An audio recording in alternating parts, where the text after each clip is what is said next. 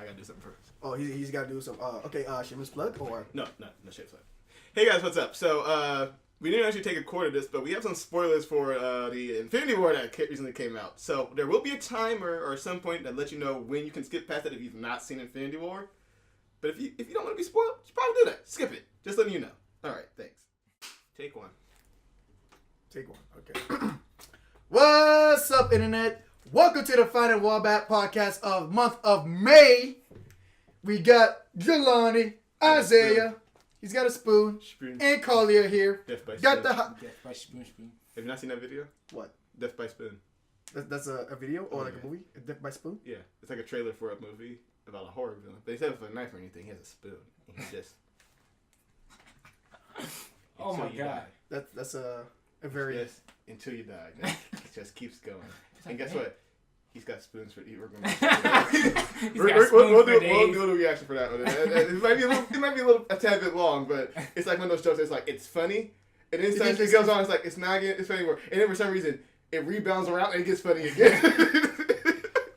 No, that reminds me of a thing that one of my sergeants showed me. I forgot who the fuck it was, but it was Too Many Cooks. So. Too many cooks. I'm going to point out something that I want to talk about that Collier did the entire time during the last video, and I love it. Mm-hmm. It's that even though Collier did set up the framing for the video, he keeps leaving out the frame. Like he just did. I know everyone just noticed it, and I noticed the entire time while editing that goddamn frame. He was like always having, I was like, you set up the shot. You just listen to the leaders of where you're leading. So I kept it in. I was like, we're using everything. I guess nothing cut. So yeah, that's what I wanted to do. You guys gonna be appreciation. It's appreciation. I love it, but it's hilarious. But it's like, come on, man. I'm sorry. Yeah, you lean out again. You got it. He slipped over real quick. They said it. All right, so that's what I wanted to talk about. That's it. That's the podcast's over. That was it. Oh jeez. Oh, but seeing that it is May and we just... It's gonna be May. Well, I can't say just. Today we all is seen May. It at different times, but the biggest movie out right now. Oh, yeah. Clearly Super Troopers 2. Yeah, right. Absolutely amazing. Just funny. I thought it was Green Day, the movie. Green Day, the movie? Yeah, the documentary about Green Day. Oh, yeah. There's a documentary about Green Day? Yeah. Why? About Green Day. I don't fucking know. Nah, we're kidding. You know we're talking about Avengers. Yeah. Infinity War. Spoilers if you haven't seen it. Oh, yeah. Spoilers. No, I was actually thinking about... Hold up. Spoilers are now, so fucking get that out. Go, just run. If run. you don't want it. Don't stay here. Run. This is me telling you spoilers, Avengers Infinity War. See, we have a clip for that already. Huh? We have a clip for that already. Well, fuck your clip. I mean, not really, because a bunch of reference songs saying spoilers. So, there you go. But, I was like, well, like, other than us who already seen it, but, like, for the outside world and outside of our little bubble and circle, I was going to wait, like, an entire month. To talk about it? To anyone, even if they have already seen it, but just for the fact that there's people around us who hasn't seen it, and I don't want to, like, accidentally drop some spoilies about some stuff that may happen. What is the rule when it comes to the movies? The 2 week rule. 2 week rule. I know that. But because this is such, like, a really big, life-changing, soul-diminishing, heartbreaking thing that happens. The movie made $1 billion in a week. In a week? Yes. It made $1 billion in a week. Worldwide. People have seen it. Huh, okay. Yeah. Of course, it might be me who have seen it 4 times so far. So yeah, there's a worldwide box office. There's a domestic and a foreign box office, and there's also a Jelani box office that you have to appease. You get that Jelani box office, you're making $1 billion in a week. That's just how it works. It worked for Infinity War. It worked for Star Wars. It's been going pretty good for them so far. So just a piece of Jelani box office. Meg, $1 billion in a week. Watch it. It's gonna happen. Yeah, but Meg? Giant shark. You were doing it again. You got you half your face. You keep doing. Come here, my child. Hey, give us love. Come here. We love you. Well, So yeah, absolutely an amazing movie. It's good. And I like it. Well, for somebody who's seen it like 4 times. So let me ask this then. Yes. Favorite scene.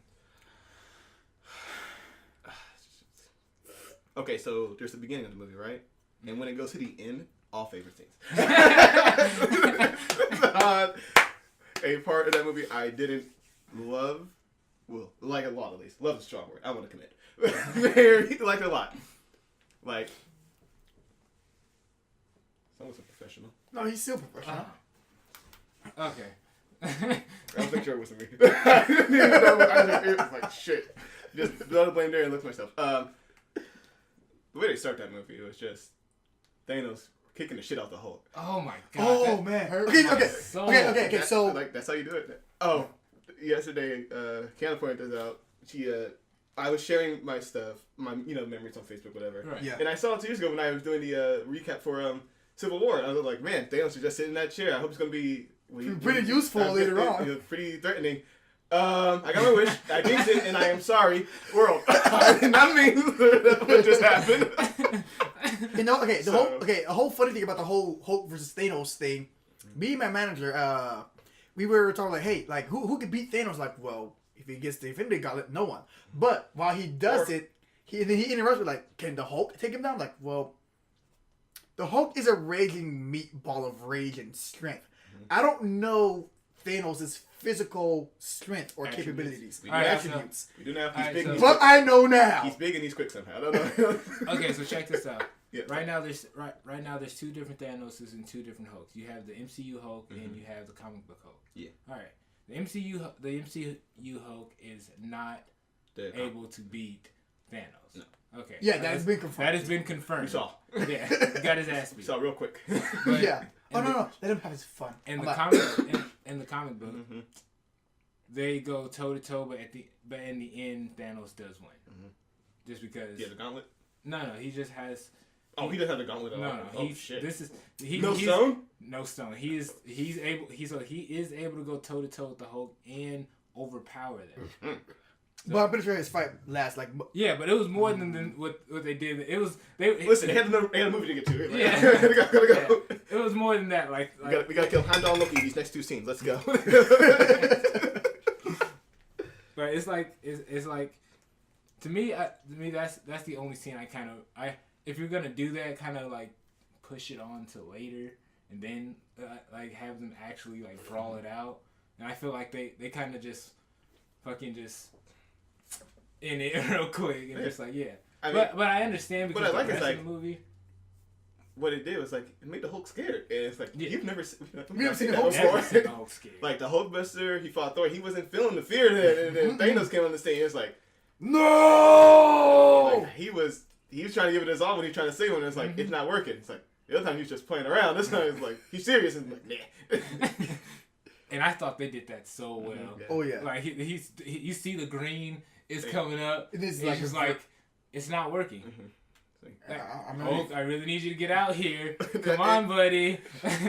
This is the go time. No. What do you mean no? I'm like, what the heck happened? Yeah, it was good. Yeah, like that was a traumatizing, which is why I wasn't too upset about it because they did something with it. And also something they did too was really good. They removed their easy button. Yeah.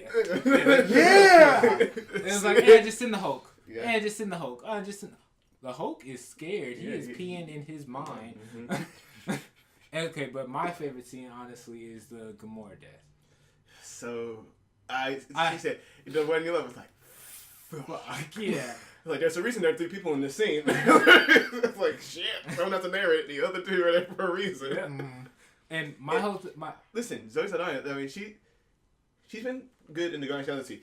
She kicked up a notch in this movie. She was acting her ass off for this role. She was like, Hey, I'm about to die. I'm about to give it my all. I'm gonna go out. Honestly, I don't think there's anybody in the movie who was fucking lackluster about their acting. Josh Brolin, great, just great. Well, lackluster about their acting. Well, I would say some of the children of Thanos, but I think that's not their fault. Yeah. Because they didn't have a lot of time at all. 2, some of them were CGI that didn't need to be CGI, like Proxima Midnight. She didn't need to be CGI. She wasn't any taller than any of them. They were doing this, and it was like, you had the actress, just put her in some makeup and put her out there. It's like, nah, she's CGI, you know? So it's like, whatever. Yeah. Okay. And I Didn't really detract from the movie They at were all. fighting air. They were just fighting air. That Not happened even a lot. I mean, but they did exactly what they were supposed to do. They were supposed to just be, go get that. Do as I told you. Ebony Maw was good. Oh, yes. Ebony Maw. The one who was always like saying, you're about to die. Squidward. Yeah, Squidward. He was good. I was like, oh man, I was really upset when they kind of killed him off that quick. I was like, You have a kid see more movies. Boop. And it's like, I was like, yeah, why has never done that in his face? Just like, the easy button's right there. Just knock him out. It's over. So, I mean, it was a cool, it was a cool death scene. It's like, yeah, he died. He got overcome. Yeah. He's just dead. He's dead. He's gone. You liked him. He's dead. It's like, it introduced the character. I liked him and he was gone. That was cool. Thanos. Josh Brolin, great. Done some great CG work on that. Okay. Right there, Okay. But I gotta say this because it's hyping me. Okay, so my whole thing with the Gamora and the Gamora and Thanos scene. Mm-hmm. The reason it's my favorite scene is because there's a lot of movies that do villain. That's villain. Mm-hmm.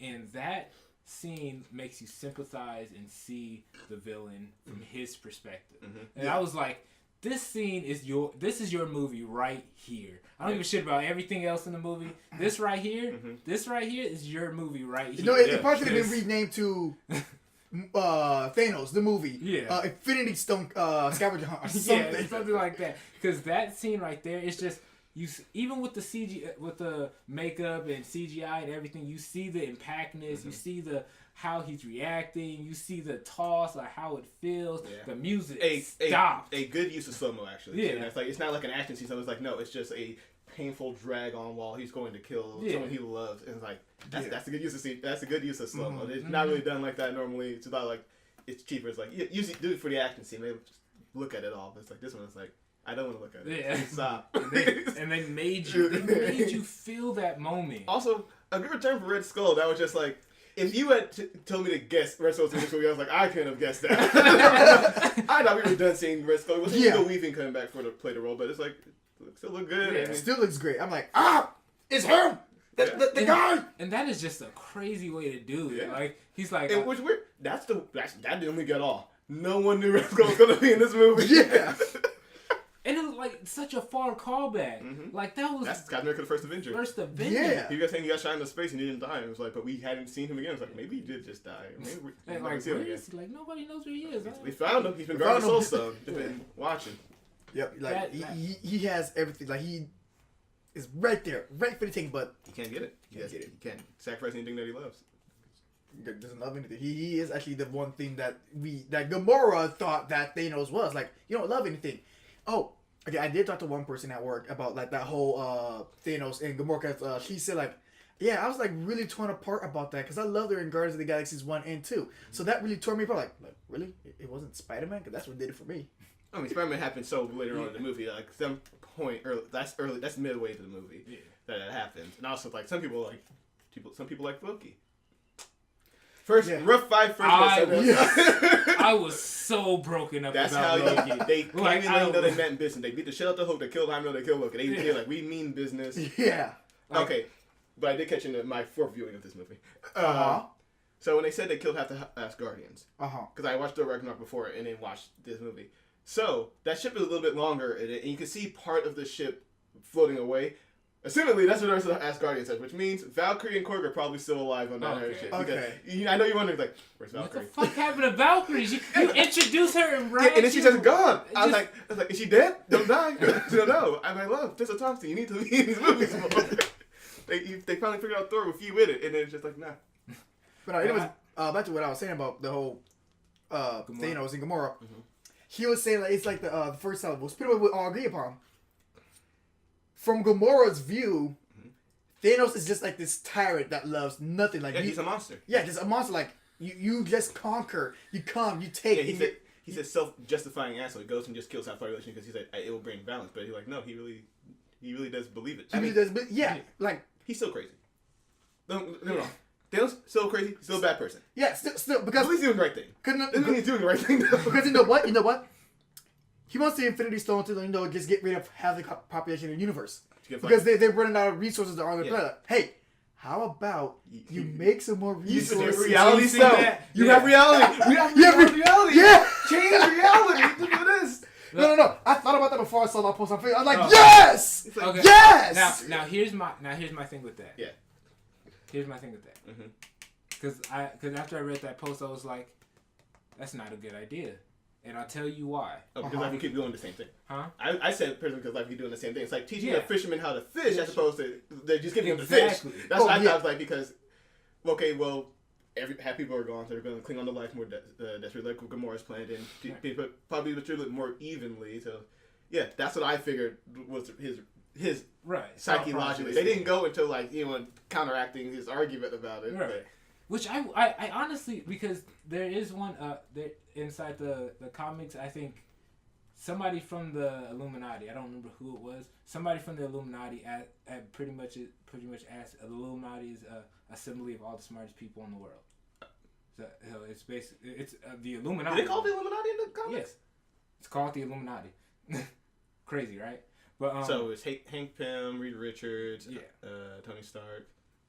Now it would be Shuri as well. She's apparently smarter than both Tony Stark and Bruce Banner. yeah. Captain America, Captain Black America. Panther. Yeah, his intelligence is That's smart. Yeah, he's at the peak of human capability. No, that's what nobody realizes. You know why his shield always comes back to him? He knows how to angle that shit. Yeah, he calculates the angle of how to throw it so it comes back to him. That's just not just a boomerang. Yeah. I literally just thought like, oh, it's just the Earth equivalent of Mjolnir. No. Cap just knows how to throw it. No. He masked the shit out of that. Wow. Yeah.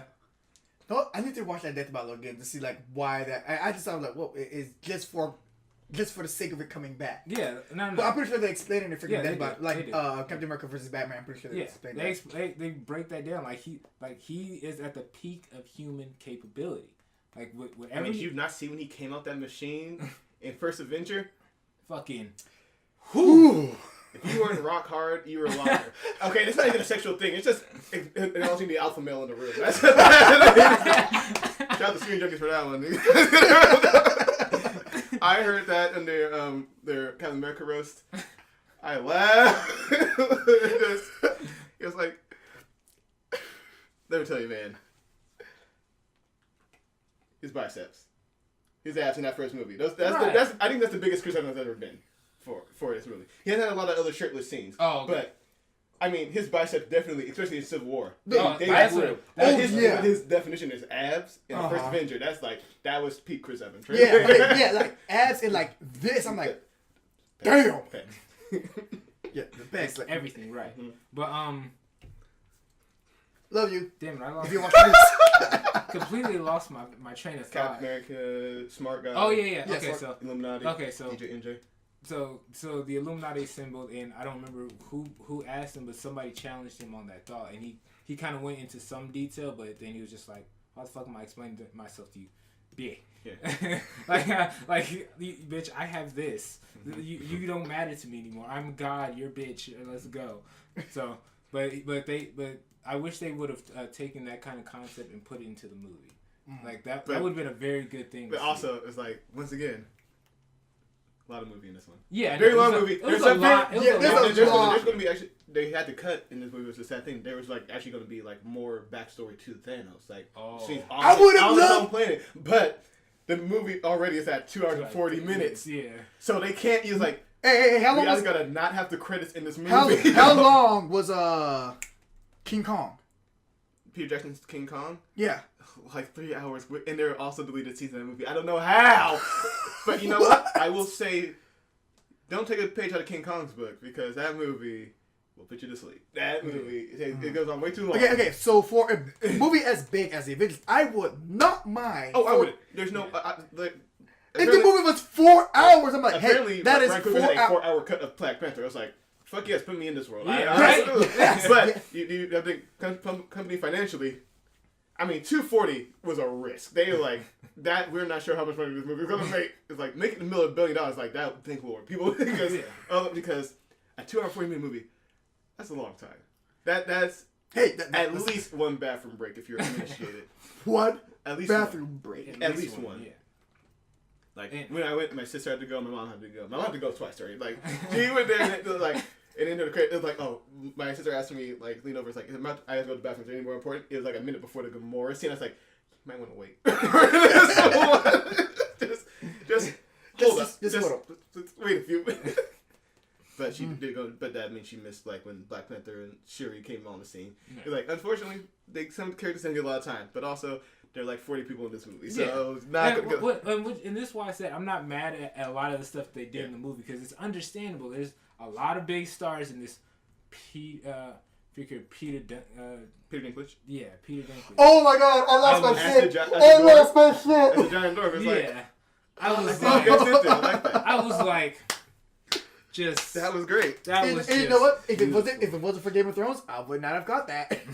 When I first saw him, I was so scared. I was like, oh my god, this is gonna look cheesy and dumb. I was like, it doesn't look cheesy and dumb. It actually looks really cool. It worked. I'm like, haha, it's Tyrion Lannister. Yeah, it's like. Luckily, it's I remember not saying a by the whole way- movie with him, but I mean, relative few scenes, got in, got out, did his job. Yeah. Peter Dinklage in the MCU. Now, what I want next movie is for Iron Man to go to that place and get a suit so we can take on Thanos. Dude, And if he gets the freaking the Wait. Iron Man is another. Iron Man in the comics, doesn't he go there and get a suit? Yeah, I think it's like God Killer suit or something like that. Oh, he's gonna need it. He's gonna need it. That is my second favorrit suit. And my first favorite is in the movie. The nano suit. That nano suit. Oh, that is nano my suit favorite. is great. That was like when he first pulled up the blast and it, I was like, what? I was like, Bruce, where'd that come from? Out the ass. And I like how I like the change they did with it because in the comics it's an alien. Yeah, that's right. It wasn't It's an alien. alien. It's the suit's an alien? Yeah. It's a symbiont that cling to the. Symbiotes, apparently. Symbiotes. According to the Venom trailer. Yeah. Now I've seen 4 times. And I've liked the trailer less and less each time. Exactly, me too. I'm not looking forward to that damn It's like, movie. we've heard it said before, symbiotes. Symbiote. It's Symbiote. symbiote. It's not Yeah. symbiotes. She kept saying it too, and it's like, that's what's pissing me off. Yeah. Like she's trying to make Symbiote. She's trying to piss me off. Yeah, I think everybody's gonna have the same reaction with that. Watch the spike later. You telling me because I'm editing. No, Why he just straight up kicked the table with it? All right, okay. Fuck, that tangent. Nano Peter suit. Dinklage, Peter nano Dinklage. suit. Thank you. That dunkle. That dunkel. The fuck. Okay, but they I like how they changed the suit to where it was just strictly mechanic. They didn't have to explain like, oh, where the fuck this alien come from and all this other shit. No, they just It's just all nanomechanic. It's just nanomechanic, and it's There's something Joss Whedon controlled by- said at the premiere of this. He was on red carpet.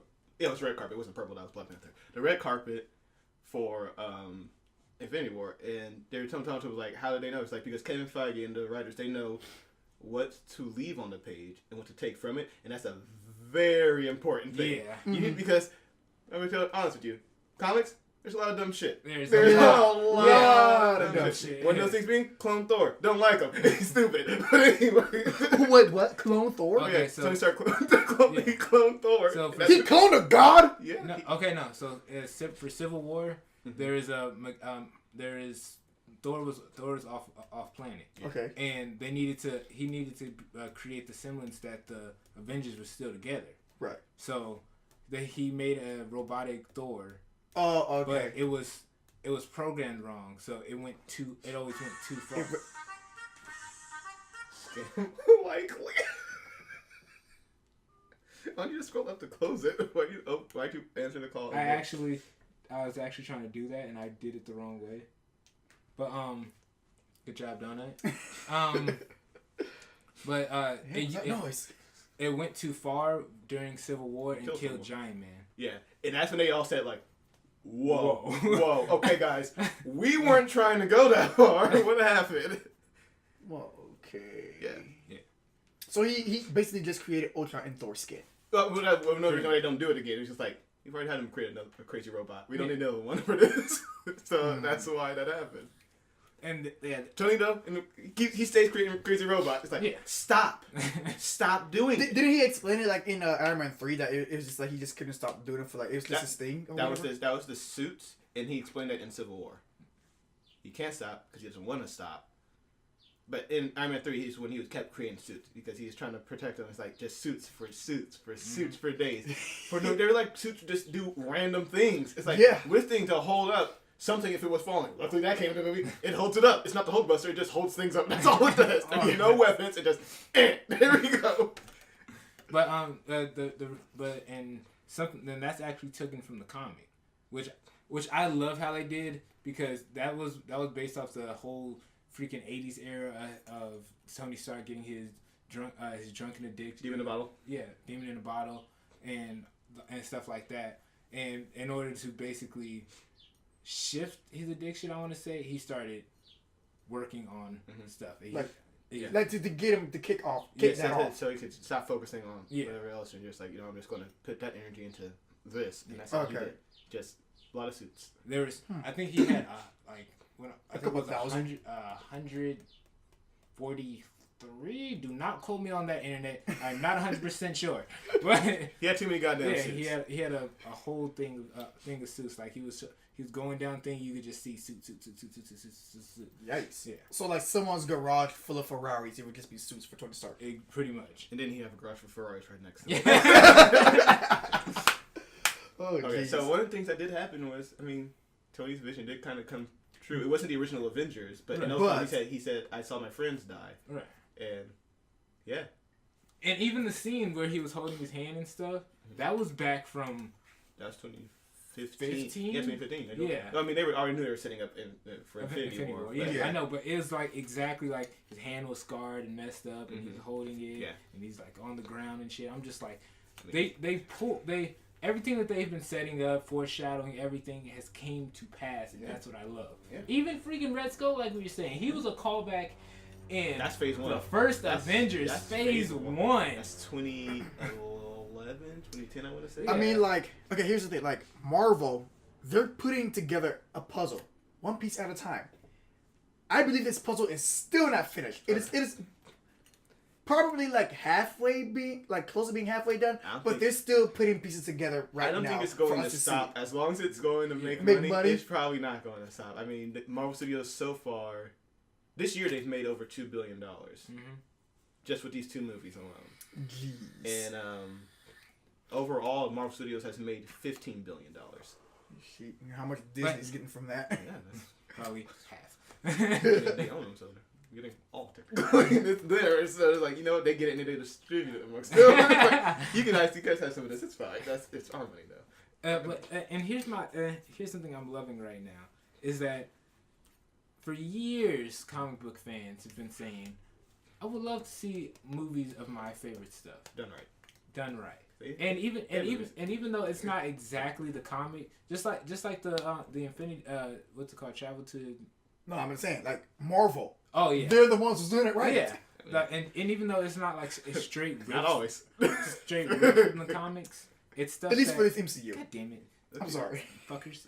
Anyways, and even though it's not straight ripped from the comics, they're taking the good part of the comics and making them into big theatrical, beautiful things. Even the Infinity Gauntlet, I think it's like Journey to the Gauntlet or Travel to the some shit like that. But even the Infinity Gauntlet thing, they're taking parts from each one, that each good phase, mashing it together and making something beautiful. Planet Hulk. Yeah. They take that part from that because Universal ain't gonna give you a Hulk movie anytime soon. Yeah. So. Oh, hey, you want to share a little bit of information that you just told me when you was at your house about a specific character? What character? Oh, Groot. Okay, so apparently, spoiler, Groot dies.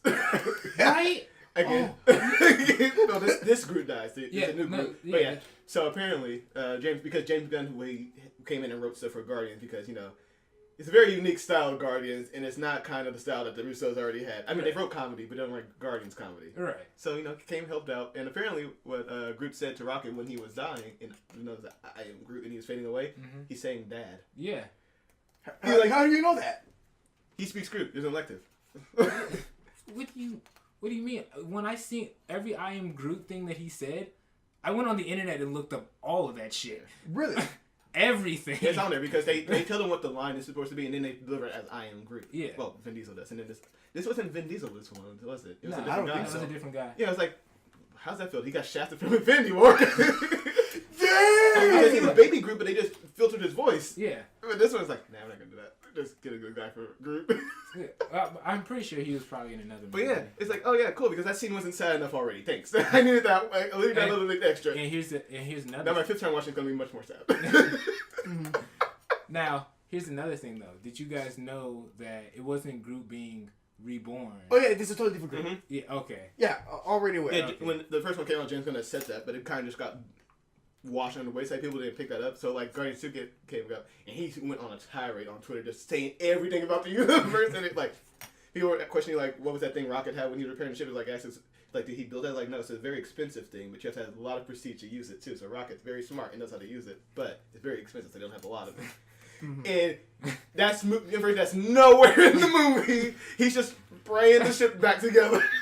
He's like, no, it was supposed to be a whole lot more heartbreaking. People were supposed to cry. Nobody cried. People cried. Everybody People cried during. Yeah, people died. Fucking Yeah, I'm just badass. Dude, he's part of fucking Stormbreaker. Yeah. It's a bit much. Stormbreaker. Oh yeah. Stormbreaker. Yeah. Badass. So badass. Okay. He finally gave a shit. Okay, I'm about to rant right now. Cool. Okay, We haven't done that already, but sure. All right. Okay. So, Yes, sir. give me freaking what's his name? What does it look like? Shit. Couldn't rant. No. Slow I down. had it. Slow down. Hold on. My head, because my head is going off. I know. You're You're slow down at the starting line. He's not going anywhere yet. No. He started, but he's just tripping.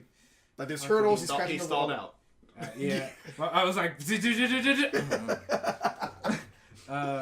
Okay, so Come back to me. Who do you All right, see? cool. We'll come back to you. So when Spider-Man died. Every time when someone mentions I don't wanna Spider-Man, go. and that I told you guys this, but I shed some fucking I was right next to you. If you didn't see me, but you felt I was like fucking crying, dude. I could not hold back anymore. Okay, so I started. Thor snapped the finger. Like, all right, here we go. Who's dying? Which was, I gotta say, as I know it's describing from this, but cinematically speaking, they could have stopped at the snap because they explained enough time what the snap did. But no, showing you what it did, genius. That's what tore people apart about it. It's like showing Bucky die. I was like, motherfucker, we do all this Civil War shit for you, and you fucking died. Yeah. Bitch. And it's fading away. It's like, Dude, his arm is fucking vibranium. It's gone. But just the characters they fucking chose, like it wasn't like, oh, the characters you think is gonna die. Oh, yeah. It went straight right. Freaking, I didn't think Bucky was gonna die. I didn't think Groot was gonna die. When they show Black Panther, they could have easily done the Collier, the general. They could have easily done that. Like, no, we're gonna kill Black Panther right here. And the amount of shock on her face, the amount of shock on my face, I was like, all right. I literally leaned up in there and like, what? And dude, my head is like, okay, but are they gonna bring him back? Oh, nah, because I was like, oh, okay.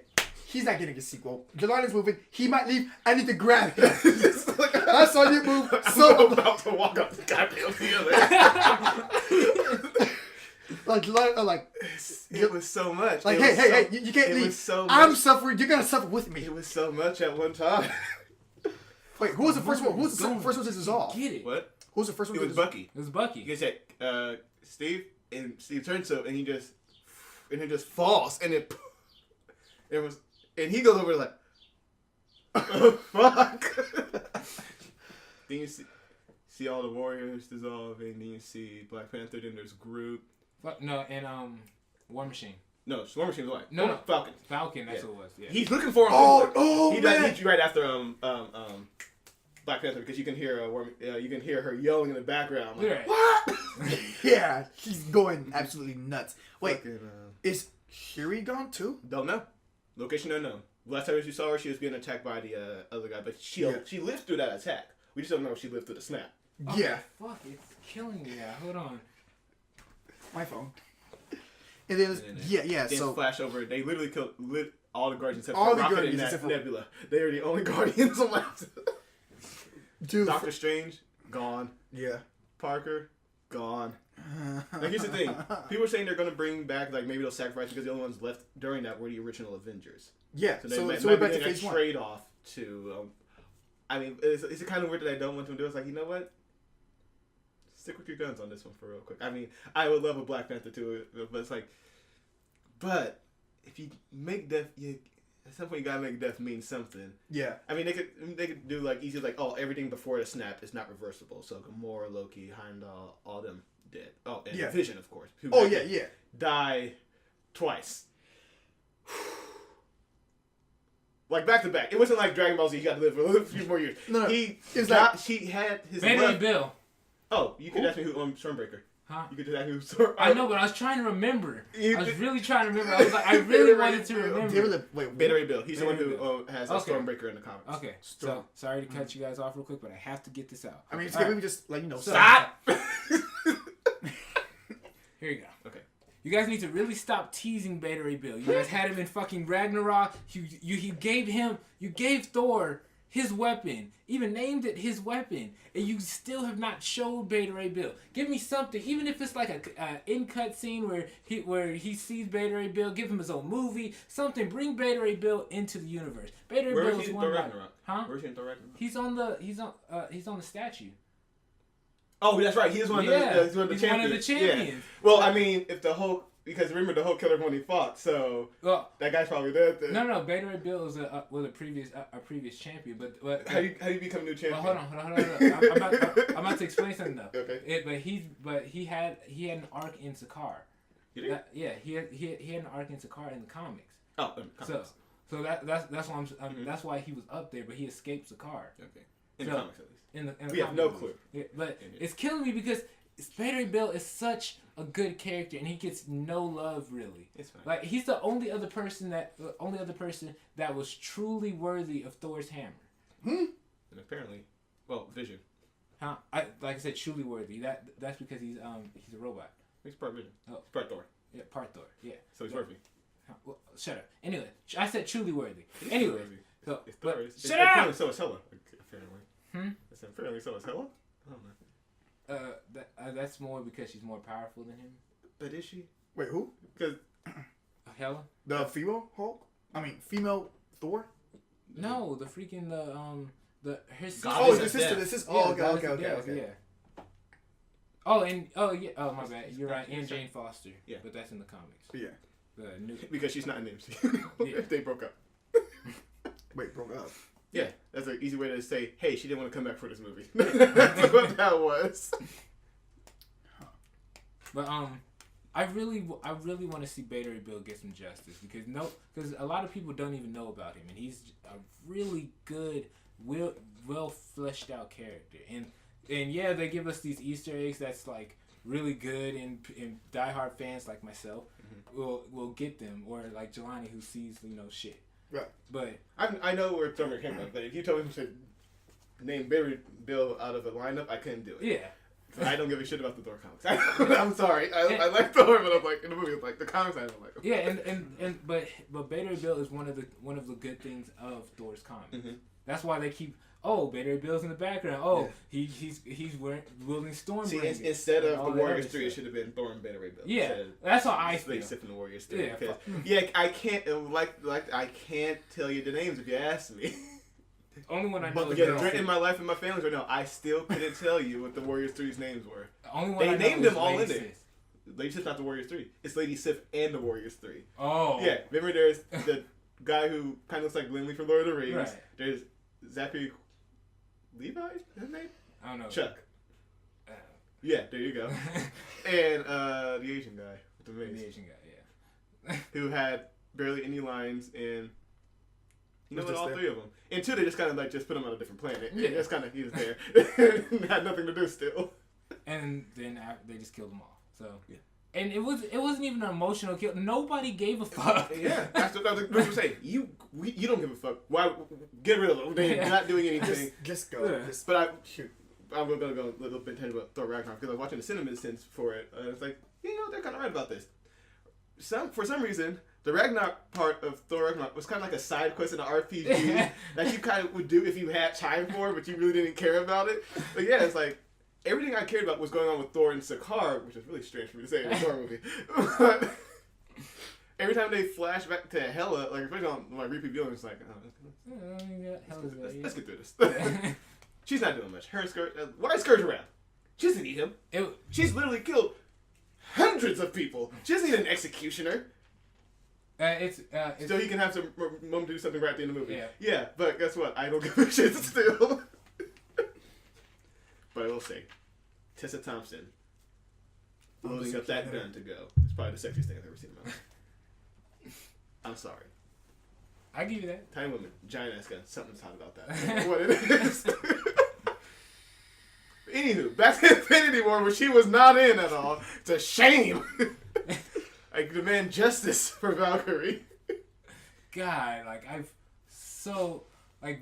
Valkyrie is one of my favorite characters in the Thor comics, and just the Valkyrie concept, and his sister and everything that happened with the Valkyries. It's a really good arc. I want that movie. I mean, yeah, they kind of teased it with that art style too. I was like, I want it. Yeah, I want it. I would pay money for them to go back and show the Valkyrie series. I do have a real scene that stands out to me in Infinity War.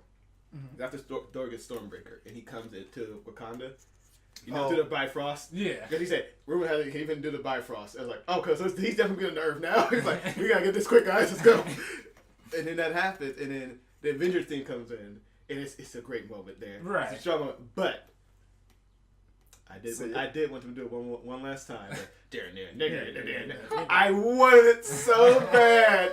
It's like, but it's a good moment, and it's not that silly of a movie, so they weren't going to do it. Yeah, I know. But no, still, I wish they did. I mean, like I told you before, like it still would have been like, hey, I'm here, I'm kicking ass and taking names. That would be more remnant as a Thor movie as to an Avengers movie, which just was. So yeah, that's why I see them doing the Avengers thing. But if someone out there can, when this movie comes out legally, of course, don't pirate it. If you could re-edit that scene and then put that song on there, Immigrant Song, I will love you forever. Just say, you get all the points. Just here on out. and one more thing about that scene is that was another callback. That scene he did it on Thor 1. Yeah, he did it Thor 1. Yeah, he just threw the hammer. He just went around, just started killing fools. Then he came back. After Ragnarok. No. Thor 1, the first Thor. The first Thor. He did the first Thor? Yeah. I recall that scene. I recall seeing it in Thor Ragnarok. Yeah. He just does it, and he's fighting people in the back, and he's still knocking out those things, and then he does it. No, but specifically out the Bifrost, Mjolnir goes out, and you see it fly back to him. He walks out, and then it's when he kills a frost giant. In the first Thor? Yeah. No, you're thinking Thor 2, The Dark World. Thor 2, that's what it is. Oh, yeah. No, because they went and talked to the Frost Giants first. He didn't come out swinging in that way. Yeah, you're right. Because I know it's a callback to some scene, but it's specifically he comes to the Bifrost, he throws throws Mjolnir, comes back Mjolnir.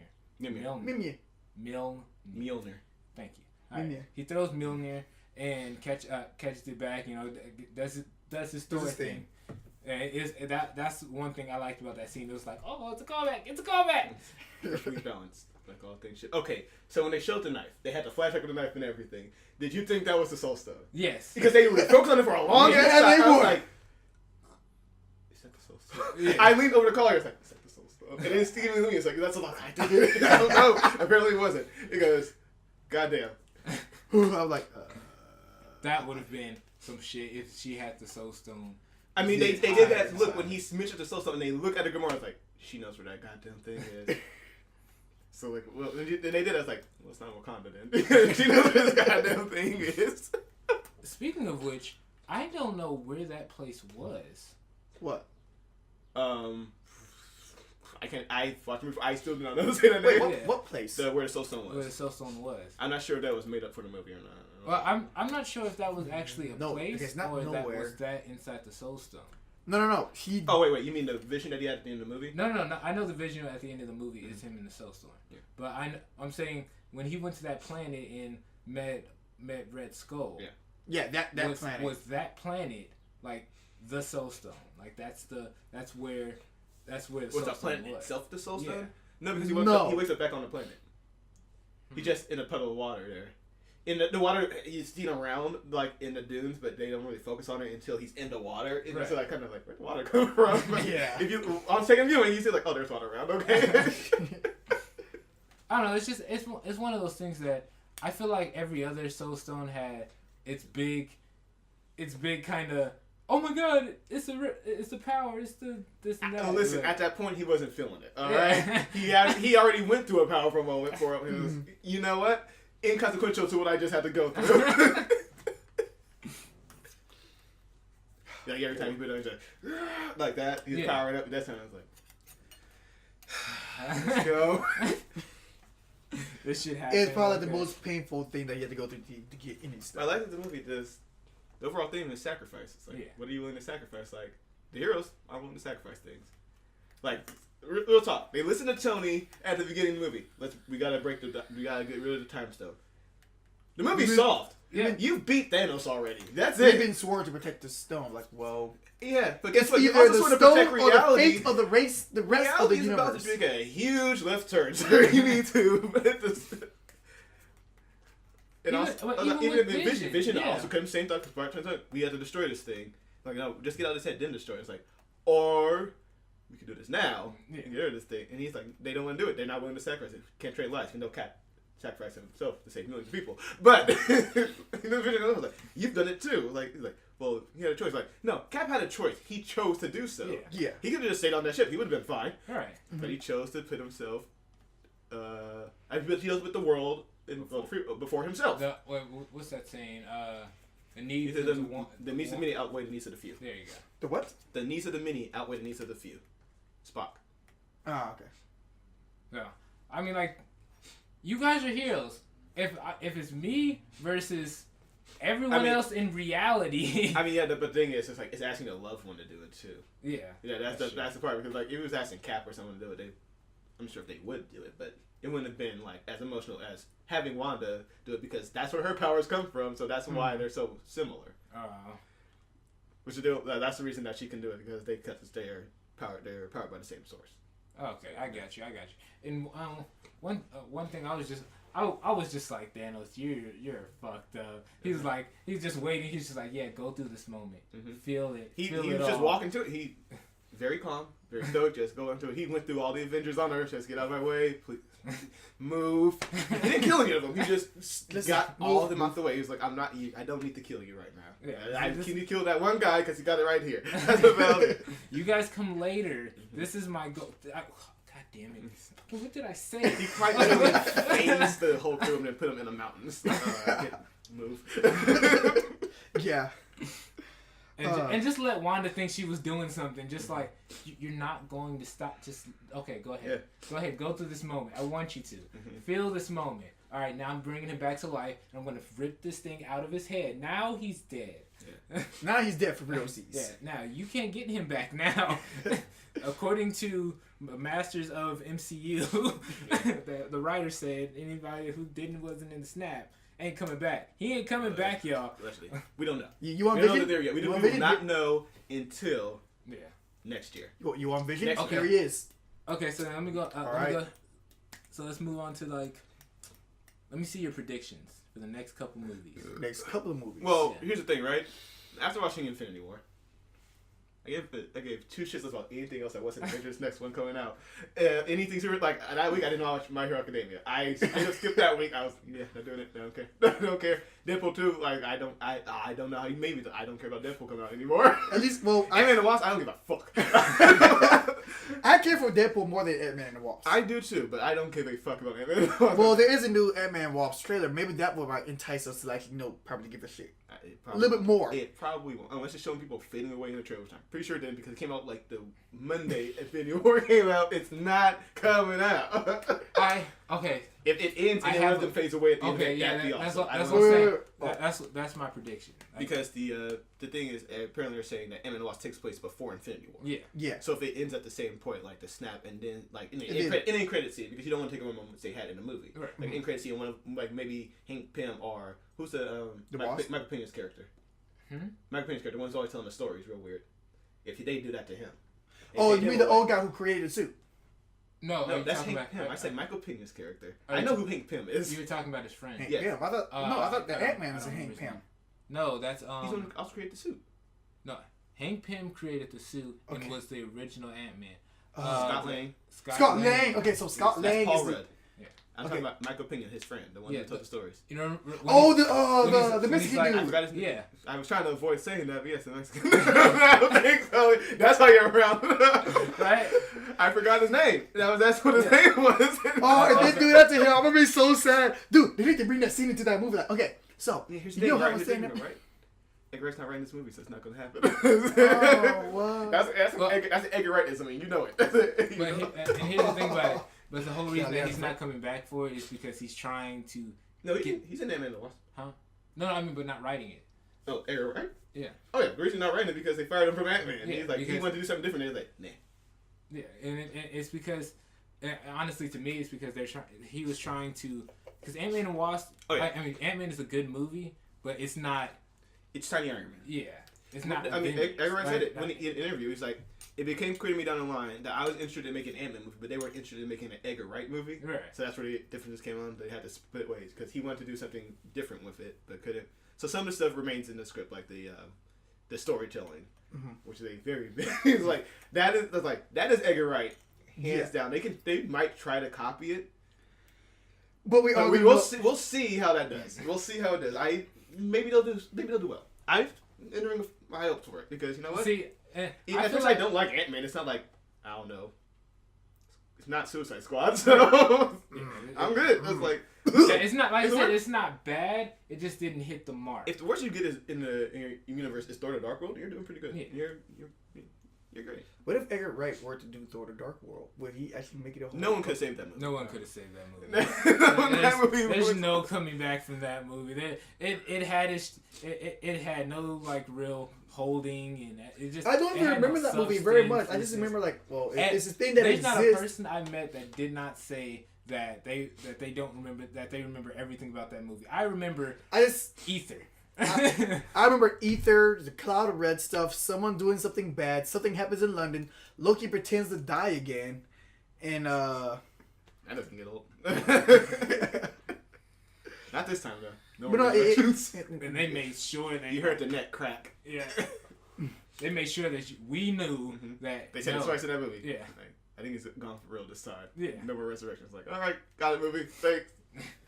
I did predicted that right. They're like, look. Well, me and you both were like, you know what? The way how he's handing that Tesseract, like, you know what? He's like, he's handing that Tesseract. I was like, yeah, I mean, he also lost the mind stuff. So I thought it was gonna be like, okay, where's his staff though? Because that's what I don't know the one in. And he's like, what? The what? Loki didn't know that, and actually on that point, I'm pretty sure Marvel didn't know that either. Because it doesn't make any sense to give a stone to go get another stone. But no, I didn't even know there was a stone inside the Tesseract itself. I mean, yeah. Nobody knew that. That was the whole. That was Thanos knew it apparently. Yeah, they know what's inside the staff yet. What's his name? Red Skull? Oh, I know Ultron. That's what Ultron was saying when he said they.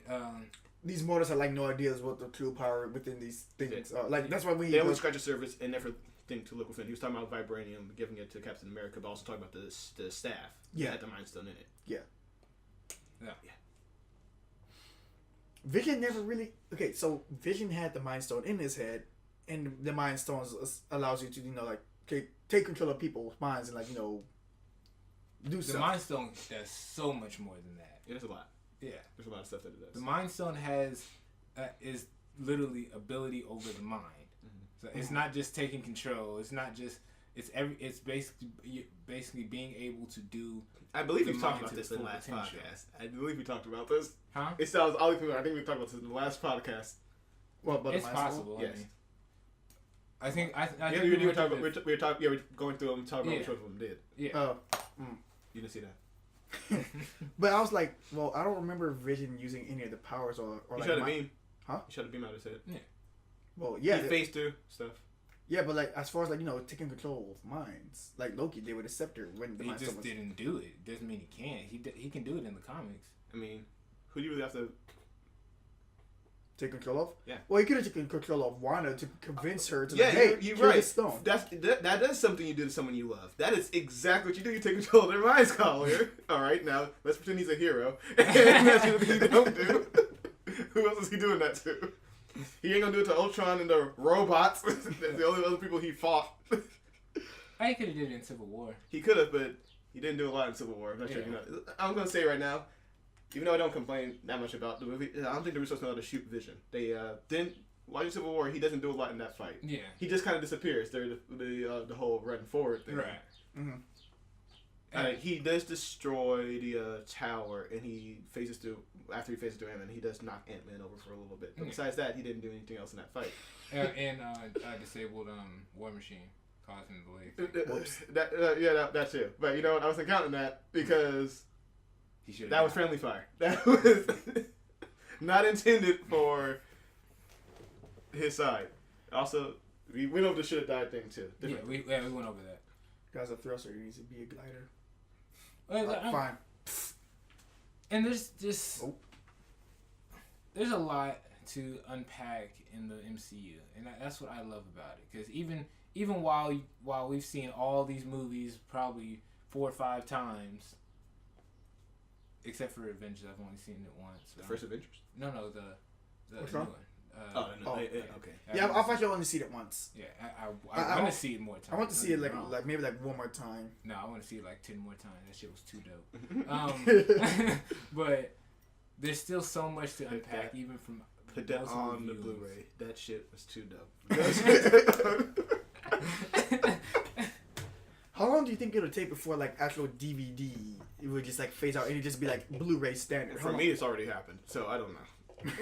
It has to become a common thing in everything. I mean, Blu-ray is more common because like in the 4K HD ones, they have 4K, they have Blu-ray, and they have a digital code. They don't have DVDs. Yeah, I do know that. But if you do get a Blu-ray, then you have the Blu-ray and the DVD, and maybe like the bonus footage CD if you got that edition. Excuse me. But when you're asking when are they gonna phase it out, it's when everybody catches up to technology. That's pretty much what it is, because nothing gets phased out until people are ready for it to phase out. Yeah. When you have everything in your house not saying DVD, that's when it'll be straight Blu-ray. Listen, don't worry. They got rid of the floppy disk too. It's gonna happen eventually. It's gonna happen eventually. That's what technology does. You go to the next step. Hell, they're trying to push VR hell much, but people aren't ready for it. It's still not working. And it's still not working. It's still not working. It works. It's just it's an expensive equipment that there's nothing really entice people to get it. Right. It's like, yeah, but why do I need one? Like, exactly. Why? Like when you're selling a game console, they're always like they're exclusive. They're the things that you need this console to play. Right. Yeah. Like for Sony, they got the Killzone used to be one. Now it's not anymore. But they got God of War. They have The Last of Us. They have Uncharted. They have this one game that I can't remember the name of it right now, and it is driving me up the goddamn wall. You know? What's it like? It's red hair girl, cybernetic kind of dystopian future, bow and arrow. Horizon Zero Dawn. Got it. I could not remember. As soon as you say red hair girl, I'm like, I was gonna say Merida at some point too. If you're not gonna help, just gonna keep going down this list. You said like red hair girl, like. Yeah, the only thing in Sony that I can think of with a red hair girl, besides Carrie from fucking Kingdom Hearts, Heavenly is Sword. right. Huh? Heavenly Sword. Excuse me. Heavenly Sword. PS3 game? No. Very cool. I never owned a PS3. I don't think so either. I said about Heavenly Sword though. What's up? I mean, all I've owned was freaking N64, jumped to 360, and then. Damn, that is a big jump. Oh no, I'm sorry. The 264. No Dreamcast in between that? What was it? Okay, N64. Okay. Did I say a Saturn? What happened? Okay. What the fuck? All right. Sorry for the dawn of times. Done time. All right. Atari. There was nothing. Stick. I had this. I had Nintendo Entertainment System, Super Nintendo 64. Yeah. Long period. Finally had the PS2. Had the Dreamcast for a second. I had it borrowed it for maybe a month. Played freaking House of the Dead 2. Played it to hell. Never beat the 4th level. Then I finally got tired and I was making some money. Like, you know what? Got myself a fucking 360. So got myself a 360, and then Xbox One came out. Got Xbox One, and then X came out. Xbox One X, and boom. Never went back to the Sony side. I've never owned a PS3 or PS4 until I got the free PS4 from Justin. Until just recently this year. But other than that, I've never. I think the only console I have never owned in my life is the PS3 and the PS4. I never owned a PS3. I remember a lot I didn't own. because Oh, and also I had I'm poorer folk. I had handheld consoles I of the was- Yin game too. I was hustling so much for my game consoles. Like I was out there selling chips, freaking mowing lawns. Yeah, you do. Fucking, You do too much. I wanted my game consoles bad. You did way too much. I had the Game Boy Color. I remember I also had the Game Boy Color, the Game Boy Advance, the Game Boy SP, I had all DS, the game, PSP. the handheld ones were one ones I did too. Yeah. So yeah. Dude, Because okay. your friends like, oh, just go outside, play around. It's like, all right. Yep. Fucking Game Boy Advance needs that fucking backlight because it wasn't lit. It wasn't lit. What the hell were they? It's like we're just gonna. There's extremes. Like there's no light coming from inside the thing though. Oh, you had the little lamp. Yeah, that you came on? had to have it. Yeah. You couldn't see.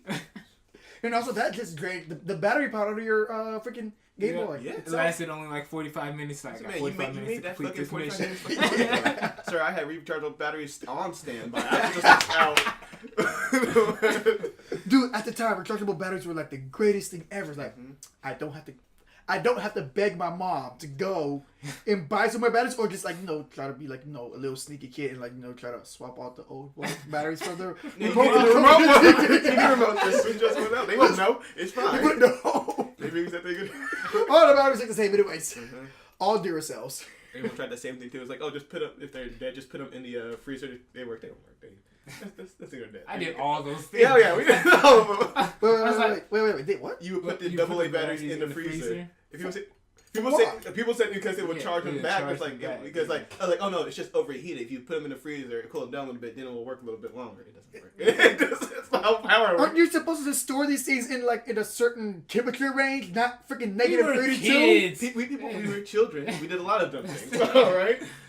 It was a Sir. rumor at school. You there's rumors that would be like, oh, you putting a code in this and you're able to beat this level in like 3 seconds and shit like that. Yeah, and back then the internet doesn't work the way it does now. Yeah. If you weren't doing it, you just assumed you were doing it wrong. Yeah. So you keep trying.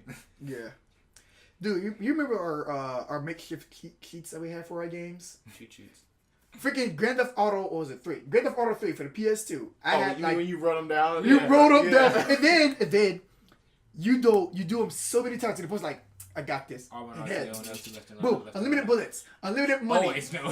5 stars, Yeah. ultimate card, super run, super punch. All right, let's go. Yeah. Yeah. Don't even do the missions. Just derp around and just like open world That's games. what GTA Just for. absolutely loved it. Just it was the great. Speaking of GTA, anyone here getting Red Dead Redemption 2? I am not. But it's not that I don't like the Red Dead Redemption series. I don't like the. Isn't there only one of them? By the way, I hate the name. I hate the 2. Red Dead Redemption is already a 2. And It's a sequel. There's there's Red Dead Revolver and then Red Dead Redemption. There's another one before that. Yes. Yeah. That's the thing. No one knows that. So they're like, we can just get away saying it too. No, I'm calling you out, Rockstar. I got my spoon. Fucking Red Dead Redemption 2 is a 3. Stop that.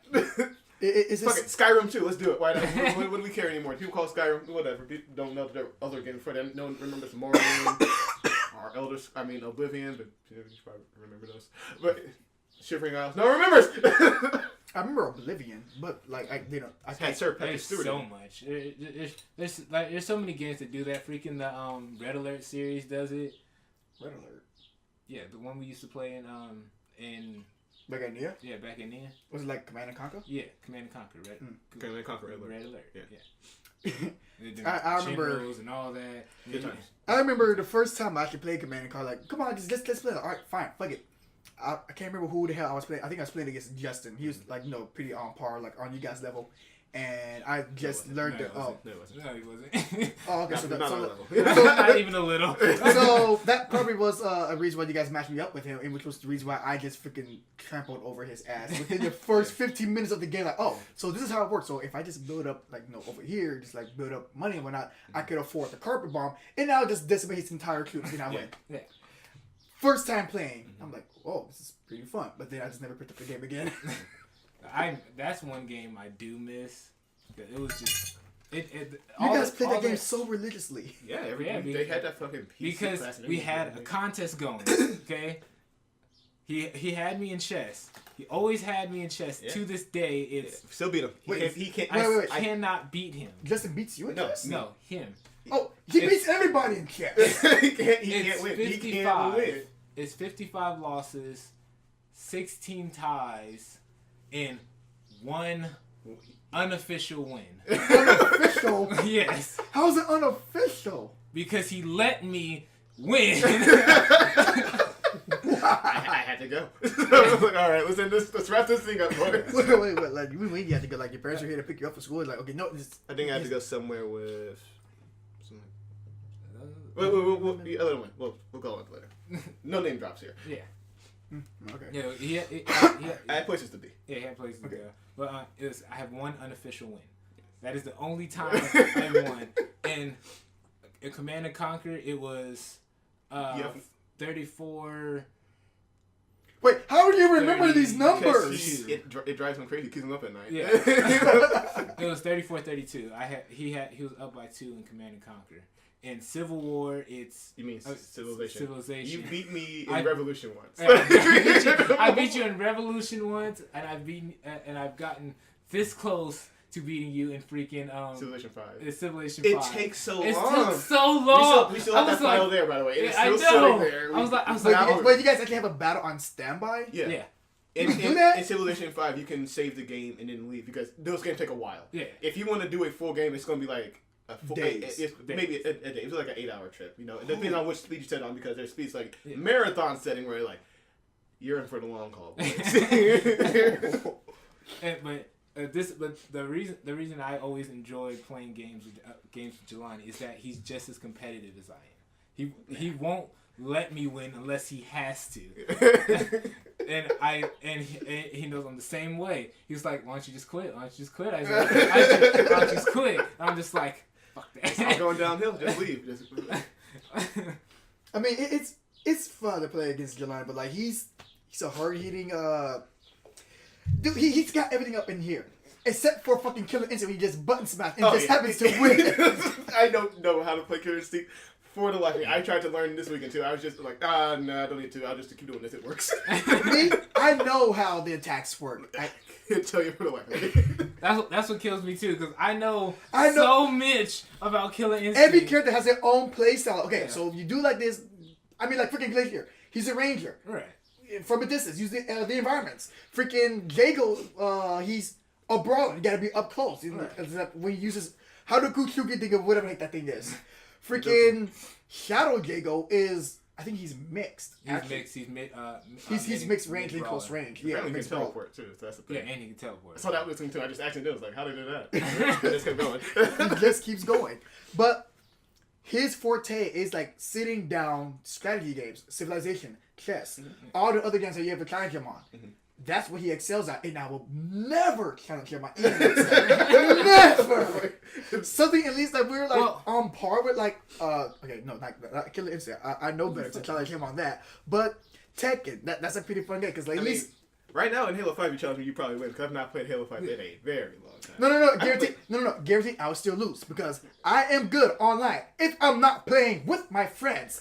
That is just a curse I have. I mean, but 25-3. That is my one of my personal bests. But the minute someone hops on my team or just sits there and witnesses me play an online game, nah, it's 0-14. But here's the thing. He is the only person I've met that can actually challenge me. That's the thing. Because I play you in strategy games, whoop your ass. I play Justin in strategy games, whoops his ass. I play Daniel in strategy games, whoops his ass. He's the only person who can challenge me in strategy games because to him, he's done the research. He's done basically everything I've done to a greater extent. And I'm just sitting here just like, this is driving me nuts. Cause just like when we play D&D, the character I made, the one that he was talking at the bar, I made such an effort to make it to where he is not the character you guys think he is. And I figured it out. And he so, narratively speaking, I don't know how I have a character. Narratively speaking, you would be that person. Yeah. There you go. And I'm just like, don't roll high. I have a whole thing I'm going with this. Don't roll high. Rolls high. Got the highest 20. Highest one I ever got. Oh, speaking of which, high roll. I'm announcing this now. All of our viewers, we are going to be starting to do Drunk D&D, aka D3. We're gonna call it that. D3. that is so gay. How's it gay? Stop that. It's not a thing. But we're gonna be doing D3. Basically, we're going to be doing a tabletop version of D&D. So all those who don't know how to play will learn through this. And if you have questions and its answers and all that, but more importantly, if you want to see a bunch of drunk pissheads fooling around in D&D, just get on each other's nerves, come here. I will be the dungeon master because I have experience and they are very new at this. So is Justin actually going to do this? He said he was. Okay. I don't know. But, and we have our special guest, our other friend Justin. He's going to be on the podcast from time to time. His character may come in, or he might be sleeping in a tree. Whatever happens from there, and we'll see how it goes. But tune into that because it's going to be awesome. All right, selfless promotion. Go ahead. Or what other people like to call it, a shameless plug. Oh yeah, shameless plug. Selfless promotion is like, I mean, that's not selfless at all. Shameless plug. But you do shameless plugs on someone else's thing. You don't do a shameless plug on your thing. No, I'm doing that's not a shameless plug. It's gonna be shameless plug on us. I did try a shameless plug before.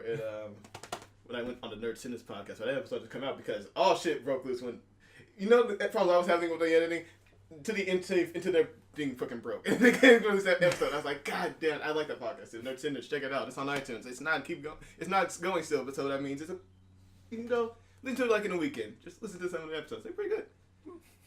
Sean B. Saw. Supposed to make me think of this. Yeah, did. Good podcast. I like it. No, cool people. Cool. Hey, where'd you meet him? Actually met him through Caitlin. Oh, really? She knew him, and she was like, hey, you should listen to this podcast, because I told her, like, listen to podcasts. Yeah. So then it was like, oh, really cool. Oh, would you? Oh, it was a while ago. They tried it, and it did not. It did not work. I was up there like, all right, we're going to get this thing going. It's going to be great. Did not happen. Okay. It was actually one of the things I used Instagram to tease. It was like, I had to kind of logo. I was like, guess what, I'm going to be on this soon. Fingers crossed it's going to work out. Did not work. People did not cross their fingers. Oh, also, I just realized something. Yeah. When I was doing the Gun Gal Part 2 editing. Yeah, I realized I should have done Fusion Trials first. Can we make a callback to the Trials thing on Gun Gal? Like, oh, that's right. It should have been Trials first, then Gun Gal Part 2. That's fine. But yeah, it's all fine. And then also, it's like MCU, we're telling you out of order. Yeah. And the Wasp in it. Yeah, but also like after Trials, for sure, I am getting back to Doki Doki. I'm just I'm kind of I'm stalling for time. Hey, Collier. Yeah. Do you have Guardians of the Galaxy Volume 2? You're out of frame. Do you have Guardians of the Galaxy Volume 2 on Blu-ray?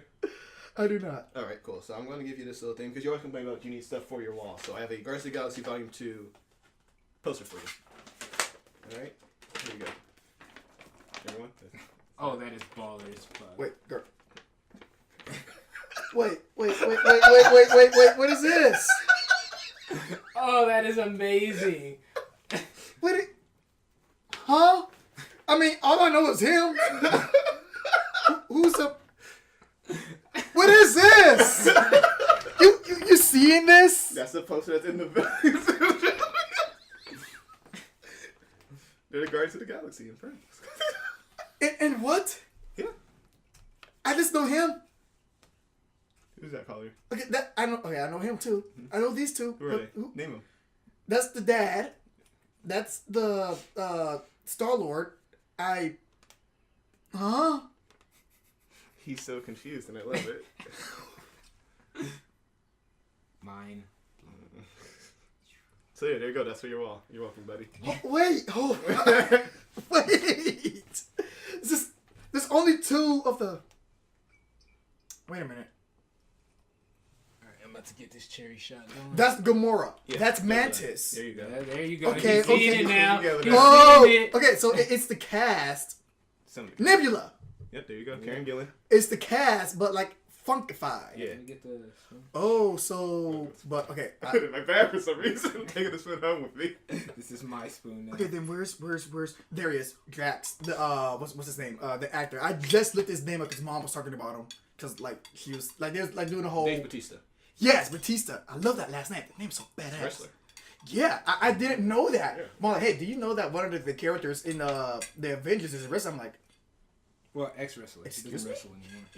yeah, like, Yeah, like that. he knows John Cena. Like, okay, I'm just gonna go down through the list of like the characters who I know, like in the whole MCU title, who's like previous titles, like in other movies and stuff. Like, okay, I know that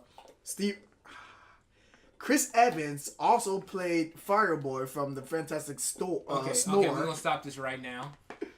You can disrespect the movie, but the team is awesome. Okay, Human Torch. Johnny Storm. There we go. Johnny Human Storm. Torch. Human Torch. Jesus, like you are not gonna disrespect the first family. There'll be no Avengers without them. You are not wrong. Jeez, disrespect the first family. So that's I for you. refuse. Thank you. Put it on the wall anywhere. Put it for next video. Yeah, my collection is slowly. No, I'll put it right next to Thor. Right next to Thor. Will they be able to see that though? I hope so. I want it to be in review. Just In somewhere in frame. in frame somewhere. Good. I don't think I don't It's think so hard to do that. There's so many cherries to chew. You don't gotta chew. Also, just stop being a What bitch. you gotta do? Just swallow. Don't be a bitch. I just wanted you to say that. That's all. I know. And I said it just for you. We got the cherries in here. It's getting dirty and frisky in here. Hey, what's up? You got to edit that. Damn it. Man, you ready to eat your cherries and you get kind of buzzed again, coordinate around on? No. I was trying to put it down softly, and I looked over there. I was like, yes, I did it. All of a sudden, the spike popped up. Oh yeah, there's a delay. Yeah, I know. I see that now. Jeez. Anywho, what's been going on with you guys? Like off. Just like week, day by day, week, and anything exciting happen? So we all planned to go to Ian's, do some margaritas and things on Saturday. Then he canceled it for a party. He canceled his plans for a party.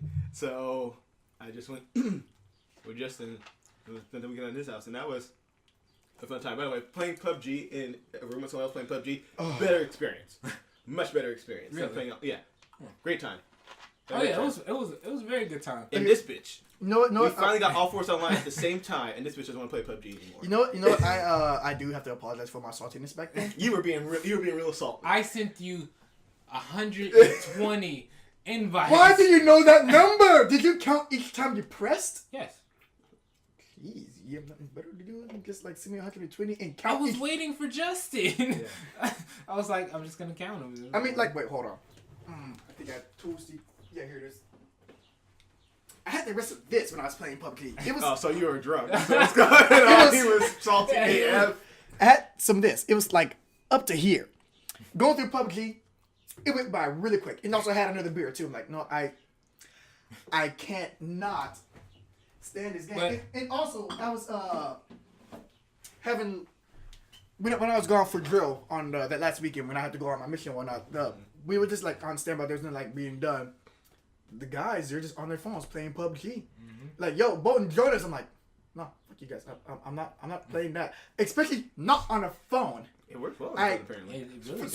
Fortnite and PUBG works well on a phone. Like, well, I'm just waiting for someone's phone to explode from heat exhaustion or like stress of the process. Heat exhaustion. But hey, like I was explaining to them, like, well, I can't win in the game of PUBG, not with my friends or just by myself. I can't even make it past like the first, like 40 or whatever. Like not even down to. That's like, not true. The first time you played, you got to 27. Oh well, I was lucky, but every other time, I just can't do it. It's just not my. It's a game that I'm not good at, so I'm not gonna keep playing and torturing myself. I'm not gonna get good at a game I already don't like. But here's the thing. I know, so I'm upset. But here's the thing, bud. Yes. It's like what we were saying before with the strategy thing. It's not a Call of Duty run and gun. It's not a Halo run and gun. And that's what I'm used to. But that's why I was like, you need to come on because we can just like that. I was their eyes and ears all of a sudden. I died and they were just like, okay, we're gonna get to the circle and figure this shit out. Yeah. And then I'm just like, yo, stop, get down. Boom. They stop, got down.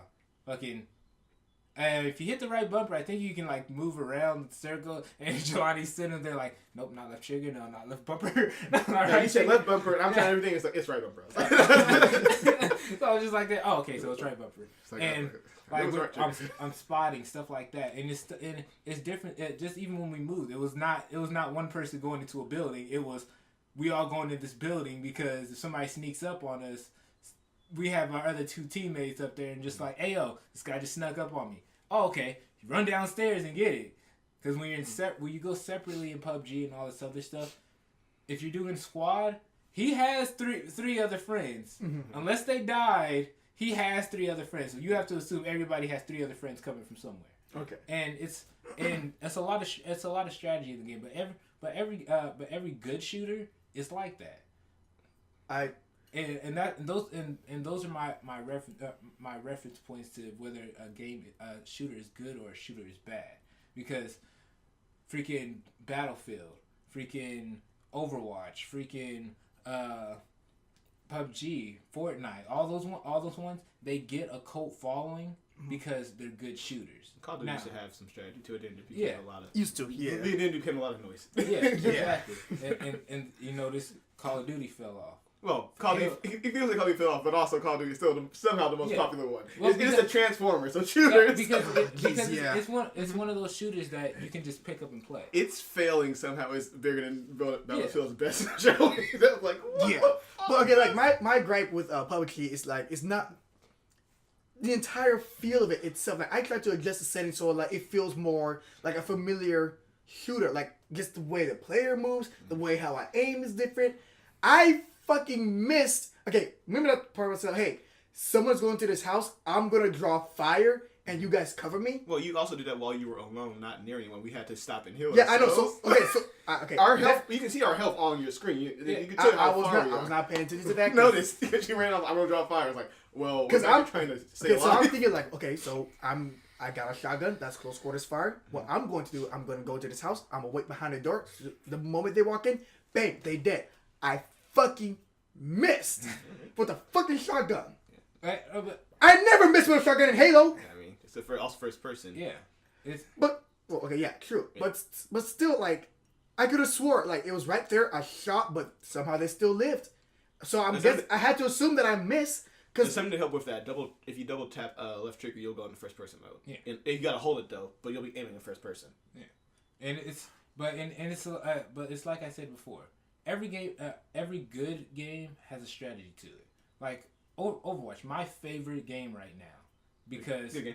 Yeah, because it's still a pretty fun game. Except like my grab, I can't get the. Because you said a video we did. We did the live one on Facebook. He bought a pack of 50 of them. Oh yeah, I see that. And did not get the skinny one. It was the greatest thing ever. I told him, I was like, yeah, because you don't play, so you have all these other skins. You're not even getting duplicates to get money. You're just getting new skins. Yeah. Next year it'll be available again. But the reason I like Overwatch so much is because everybody sees it when that new people go in it. They see it as a run and gun game, and it is not that at all. Oh yeah, I know that for sure. There's strats with certain characters. There's certain roles that need to be played. You need to play as a team. You need to play as a team. Yes. You have to. Certain people can only be in certain areas. There's positioning. There's spacing. There's so much layers to Overwatch, and everybody thinks is my favorite thing about Overwatch is like if you pay attention to the maps, you can't camp. If you try to camp, there's always an opening. And also there's really no point to camp because your goal is either to stop this object from moving or to move it, which means you have to be at it. But still, like, okay, so I'm gonna camp right here around the objective and cover my teammates. Yeah, but your camping position, like, okay, right here, I can shoot right here, but I'm exposed all over here too. So I gotta watch my back while watching their back. And like other maps like Call of Duty or Halo, there's a few strategic camping spots. That you could, It's a legitimate strategy. No, not really. no, not really. Nah. Me? I'm making a Rivers Blue joke for sure. Me, when I go and play Halo 5, there's like a few maps where I can like camp, but I'm moving from camp spot to camp spot. I never You're a mobile home. Got you. Huh? He's a mobile home. A what? I say you're a mobile home. Yeah, I'm a mobile home. there's a camping spot where like, okay, it's open here and it's open here, but I got turtle beaches. I can hear someone coming a mile away from that end while I'm guarding here. So I just like, no, come back, move over here, see the movement, bang, bang. All right, you down? Or if I miss, I got to focus on here. Now, also listening over here, someone's coming that way. Right. If I take them out, if they don't take me out before then, oh, I just got to respawn and just rinse and repeat. But not in the same spot, somewhere else. Right. With Overwatch, there is none of that. It's just all open. One suitable camping spot is just an open spot from another angle that if you don't pay attention to, you will get wrecked. Right. And that's what I love about Overwatch. Their map design it's so great. And the whole thing about it's genius. And the whole thing about it is they purposely did that because they're trying to engage the players to like, hey, there's an objective, do the objective. No, not even that, but they're trying to influence team play.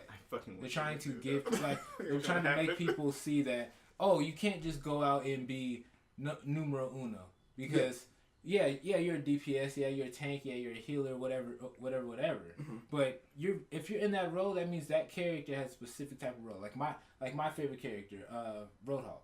Mm-hmm. Roadhog has several different jobs.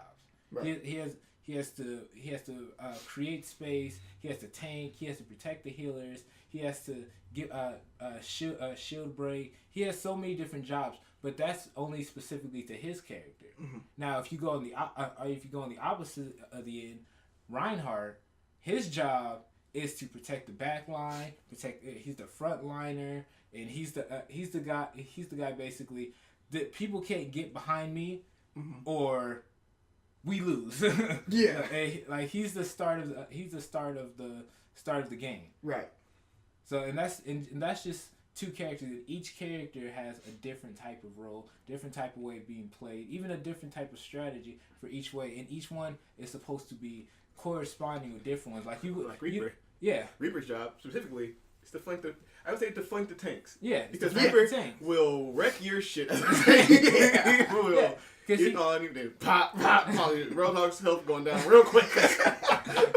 like he's built to be a tank buster. Mm-hmm. That's what his goal. That's what he's meant to do. That's what he's been buffed to do. That's anything that's his job. Tracer, she's meant to harass the back line. Mm-hmm. She's meant to either kill your healers or make you think or make you focus on her so the front line can fuck up everybody in the front. Right. And that and each character is unique in that way. And then it's also that each characters synergize. Like you could do like Mercy and you can go out there with just a Mercy. Mm-hmm. But if you're going out there with just a Mercy, then okay, well there's not enough healings for a Reinhardt, a Diva, a McCree, and like that would be a bad comp because none of them have sustain. Right. If you're just using a Mercy healer, you want a bunch of people who can heal themselves. You would be like, oh, okay, well then I'm gonna go Soldier, I'm gonna go Roadhog, I need a Reinhardt, May, and then Lucio. He's another healer. And then you have like I don't know, one character that can't heal itself. So now Mercy's job isn't as much of a hassle. She can go out there and still do her job and not have to focus on I have to keep this guy alive. I have to keep the whole team alive and the whole team that can't heal themselves. Mm-hmm. And stuff like that. So, and that's just one of the many metas and strategies and changes that comes to Overwatch, and that's why me personally, I fucking love the game. Like that's one of my favorite shooters of all time right now because it gives a component of other shooters a whole different way of looking at things because you don't go into the game just saying I'm here to kill. You go into the game saying I want to see what I can do to help the team and to actually achieve a similar goal. Mm-hmm. And I think that's like one of my faults with Overwatch itself. And Jelani pointed this out to me when I was trying I was playing Overwatch trying to get a skin. I wait and I take a look at the team and I choose according to what we need. But the problem explain. The problem is Collier doesn't know how to play the characters that he's doing when he's trying to fill a role. It's like, no, you're newer. Since you're new to the game, choose who you're going to be, and they'll let them feel around you.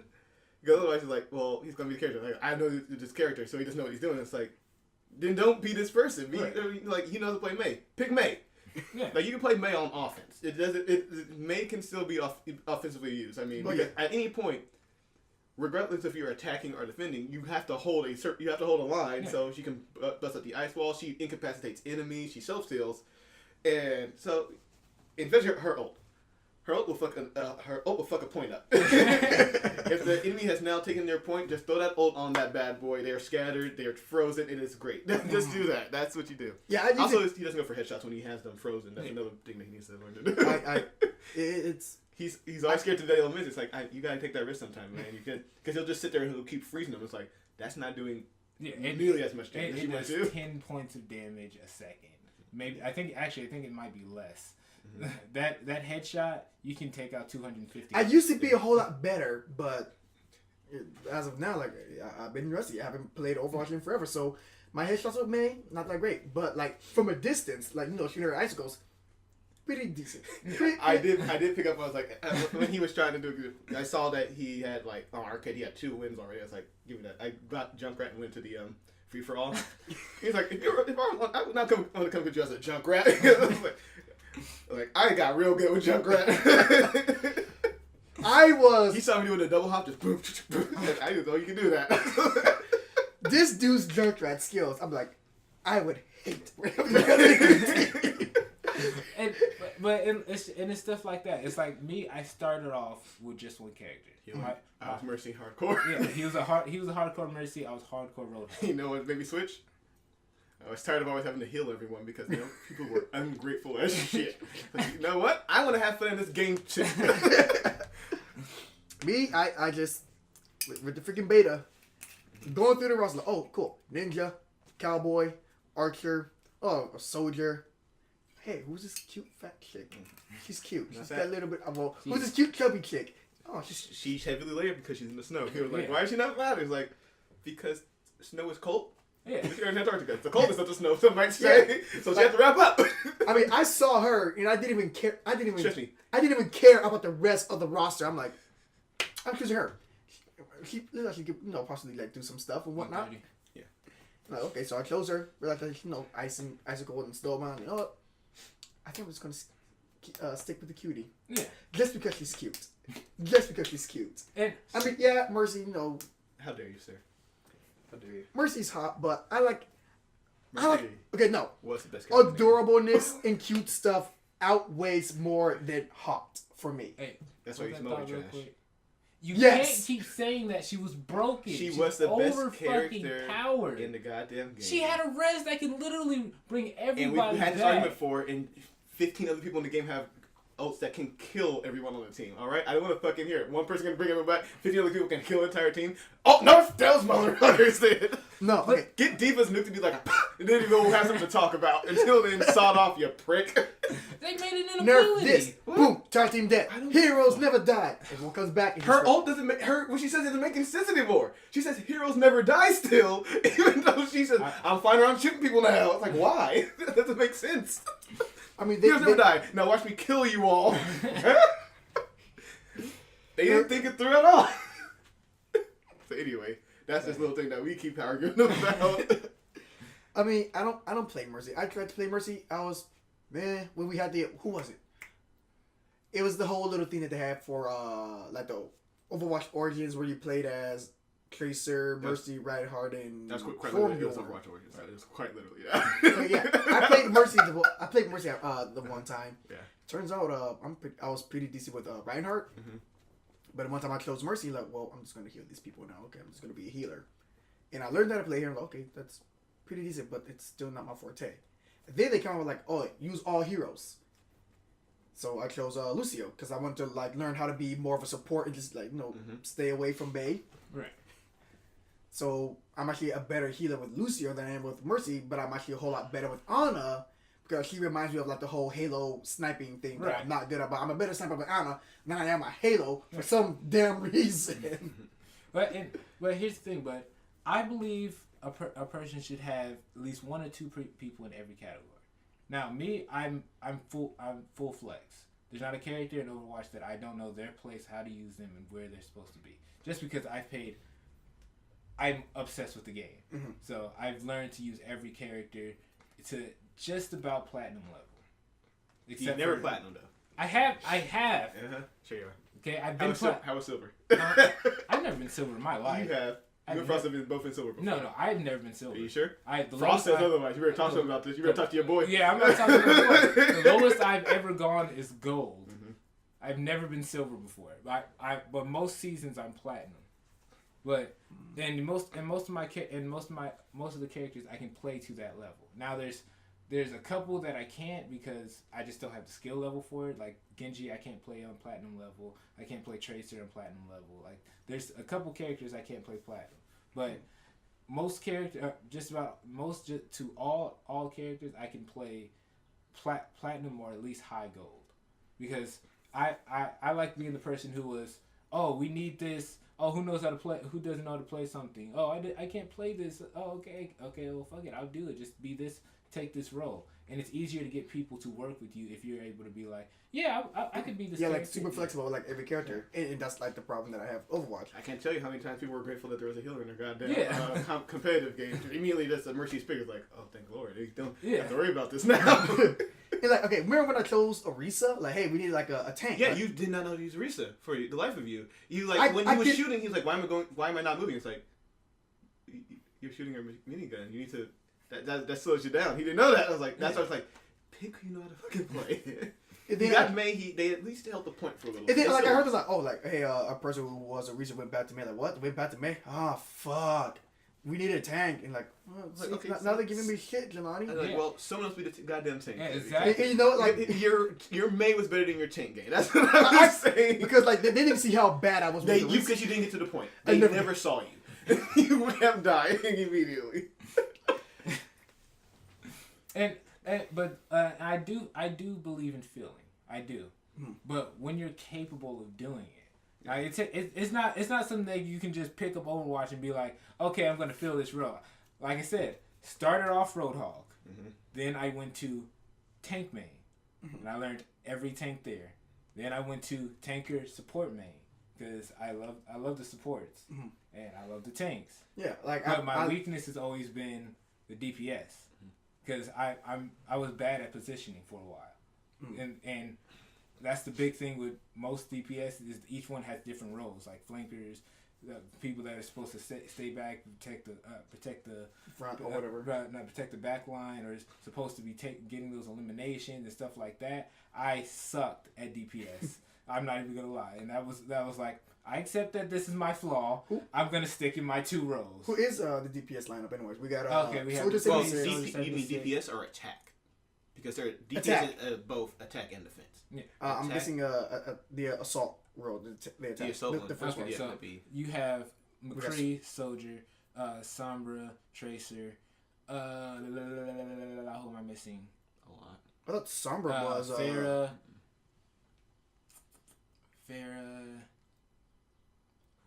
Genji, and just one more. Doomfist. There it is. Yeah. So that is basically DPS. Then you have basically side roles, which is you have defenders and you have builders, which there's only 2 in the game, so it's not really a big role, but yeah. It was a thing, and then they took it out because wait, for builders? Yeah. Who? You're saying bashing are incorrect. No, not bashing. Okay. Oh wait, no, never mind. She's not.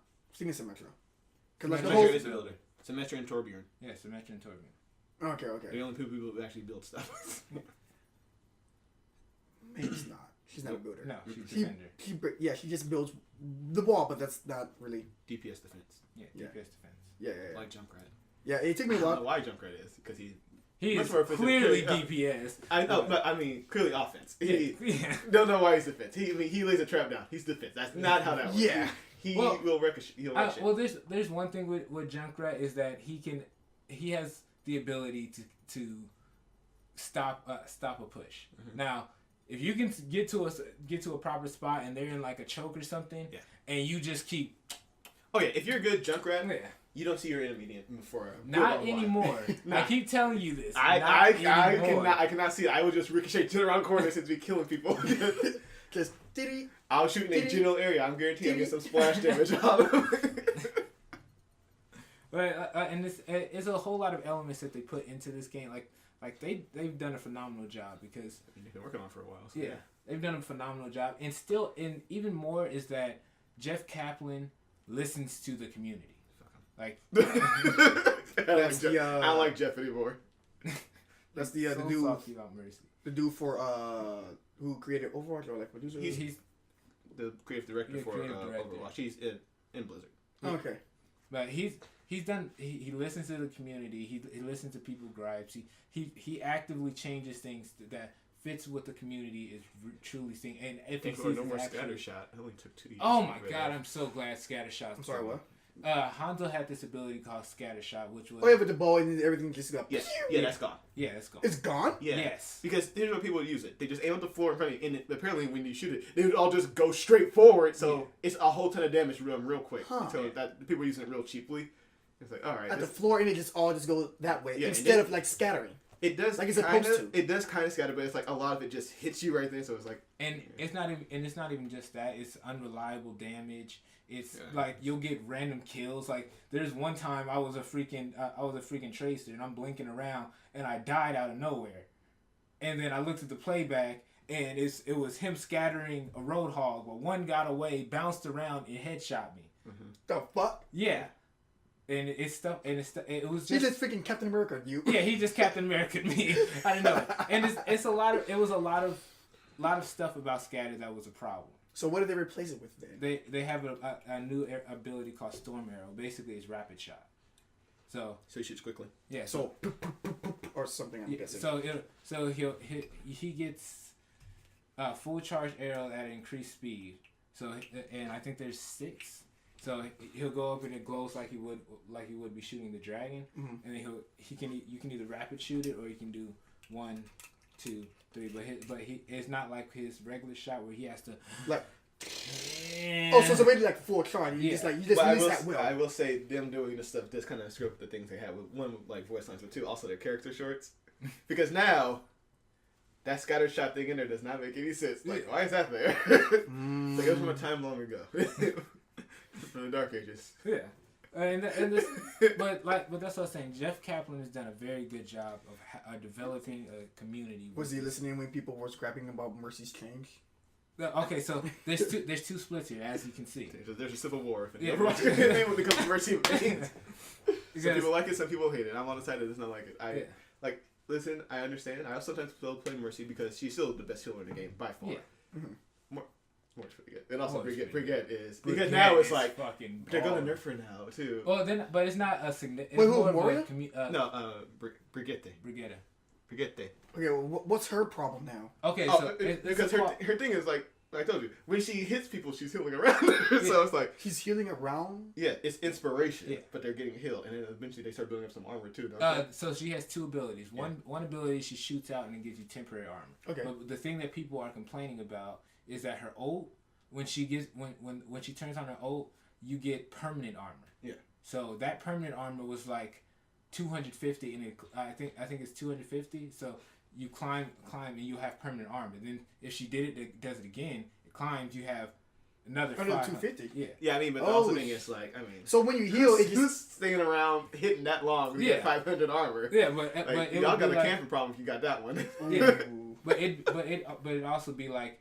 It would be she gets her ult so quickly that people would take damage.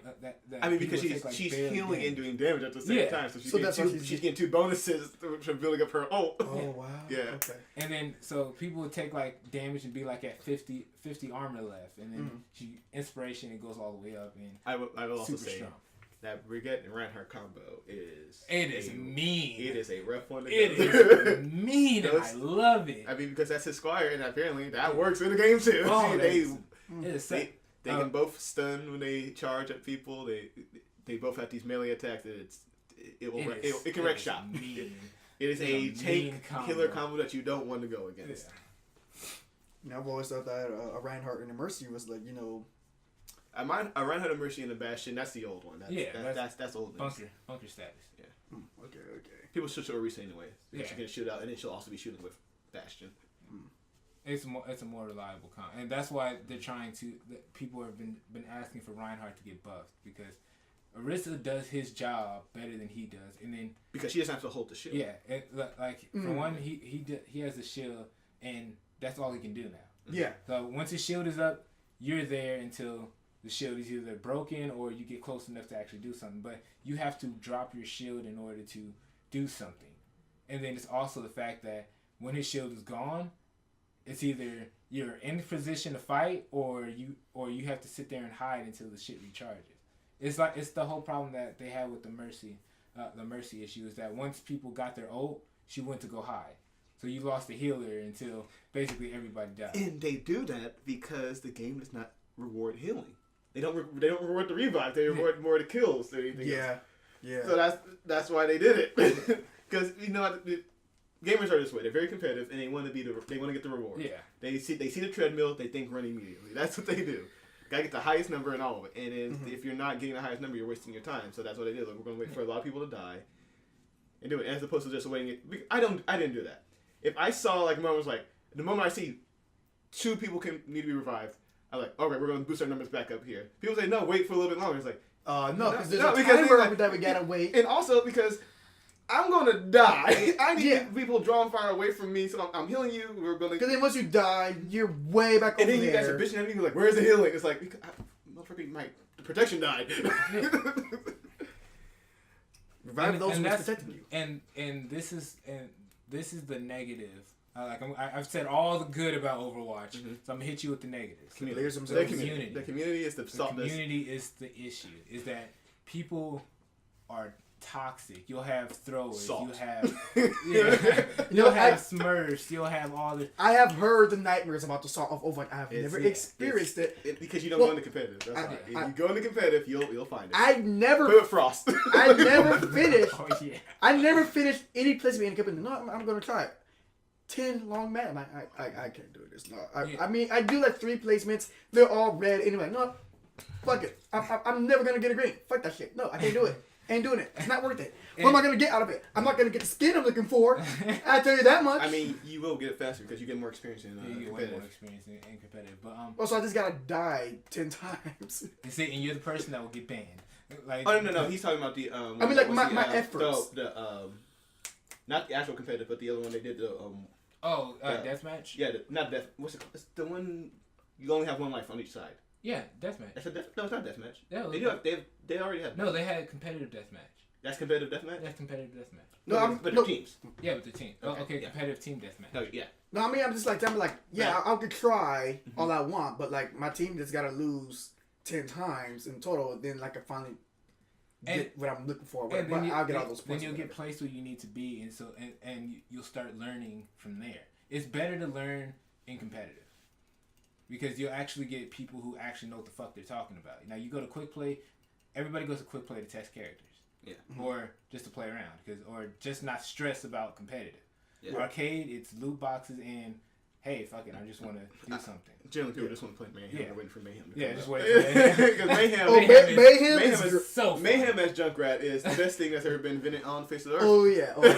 That's what that is. My personal Mayhem is Doomfist. I fucking love Doomfist and Mayhem because I'm flying now. Yeah, but I'm flying all day, every day. A Junkrat, I still fuck up any Doomfist come across me. That's how that works for me. Doomfist and Reinhardt's, they're so easy to stop. But as far as if you're trying to learn the game, you go into competitive because you'll get people who are trying to climb, trying to get better, trying to do their best. Because as Jelani said, gamers as in general they want the number. They want to be. They got to see that high score. Number one. Everybody wants to be the very best, one. like no one ever was.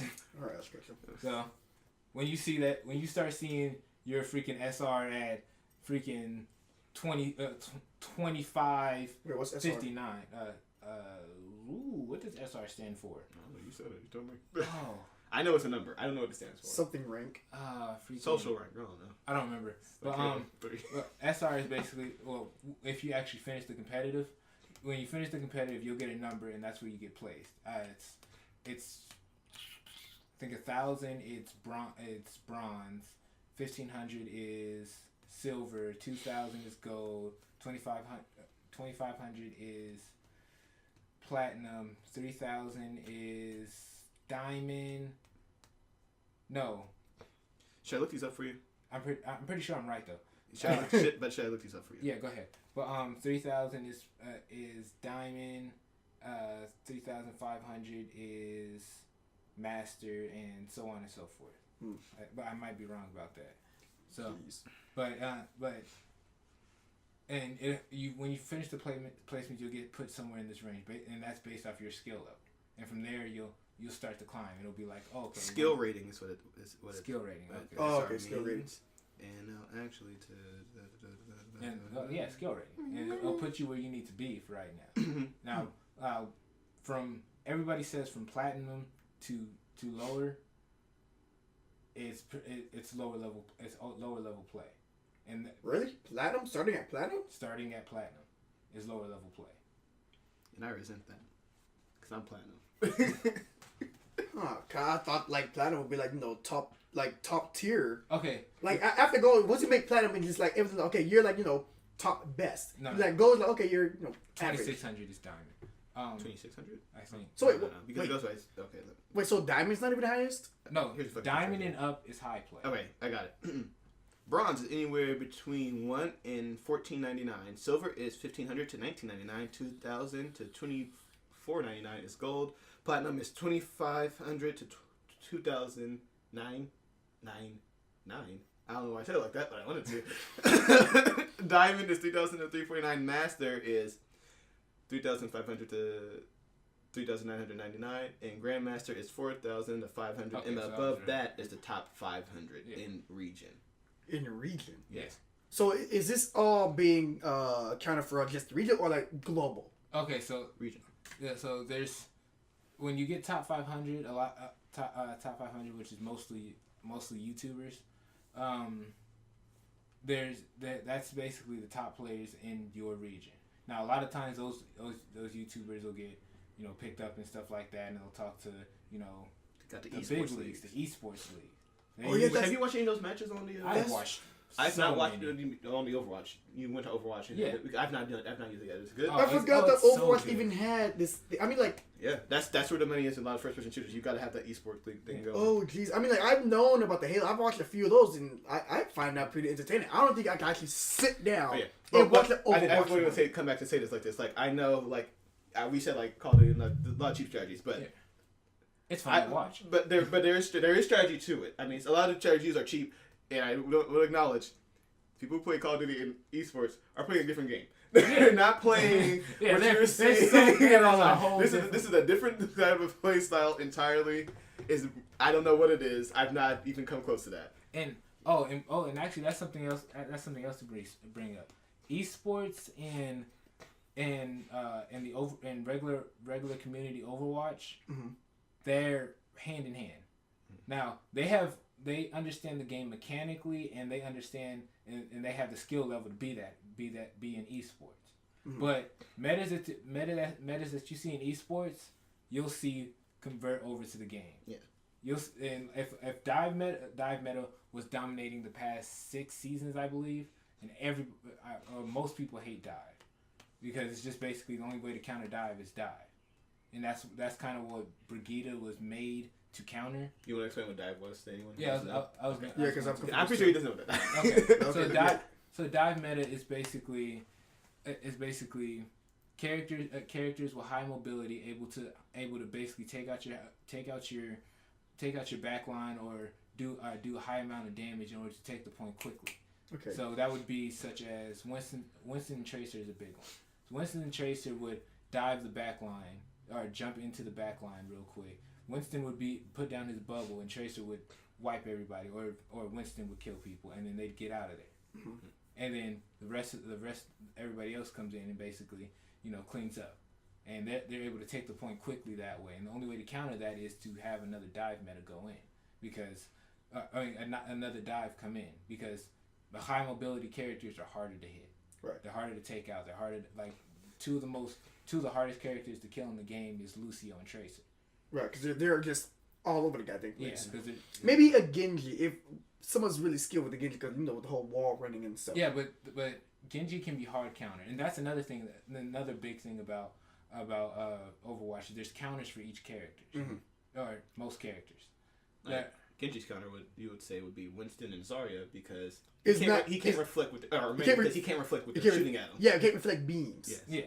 So Which reminds me, I remember there was a time I was playing Overwatch there was a Genji on my team, and I had chat on. I was communicating with my players when I was May, of course, and there's a Bastion because I just got killed by a Bastion. I said, hey, there's a Bastion over here in this area. I'm gonna go with someone, and like if we ever do encounter him again, I'm gonna throw up a wall. I got paired up with a Genji. I said, no, I got to like, no, dude, you don't want to do what I know that you're thinking of doing. It's not going to work. Oh wait, no. It did work. It did work. Because I thought it was gonna work. I didn't know how Genji was gonna work. Was gonna counter. Cause I thought it was gonna be too fast and Genji was gonna take some hits. No, he destroyed that Bastion before I even get the chance to throw up that wall. Yeah. Any Bastion who shoots at a Genji, they don't know what they're doing. Yeah. They clearly don't. You gotta wait till you see it, and then when it goes away, then you shoot them. You don't immediately start shooting at a Genji. That was the way to kill yourself real quickly. Yeah. And I didn't have high hopes for that Genji at all. So like, okay, so that's the counter for Bastion. That's how because he essentially Bastion can like melt away May's Maul and like that. Mm-hmm. Well, him at least part and of it. At least part of it. It'll burst up part of it. Yeah, him, Reinhardt, and I think someone else.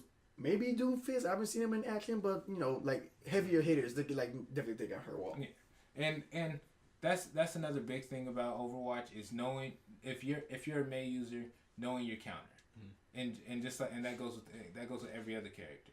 The hard thing about the dive meta, Tracer does not have a hard counter. She has a lot of soft counters.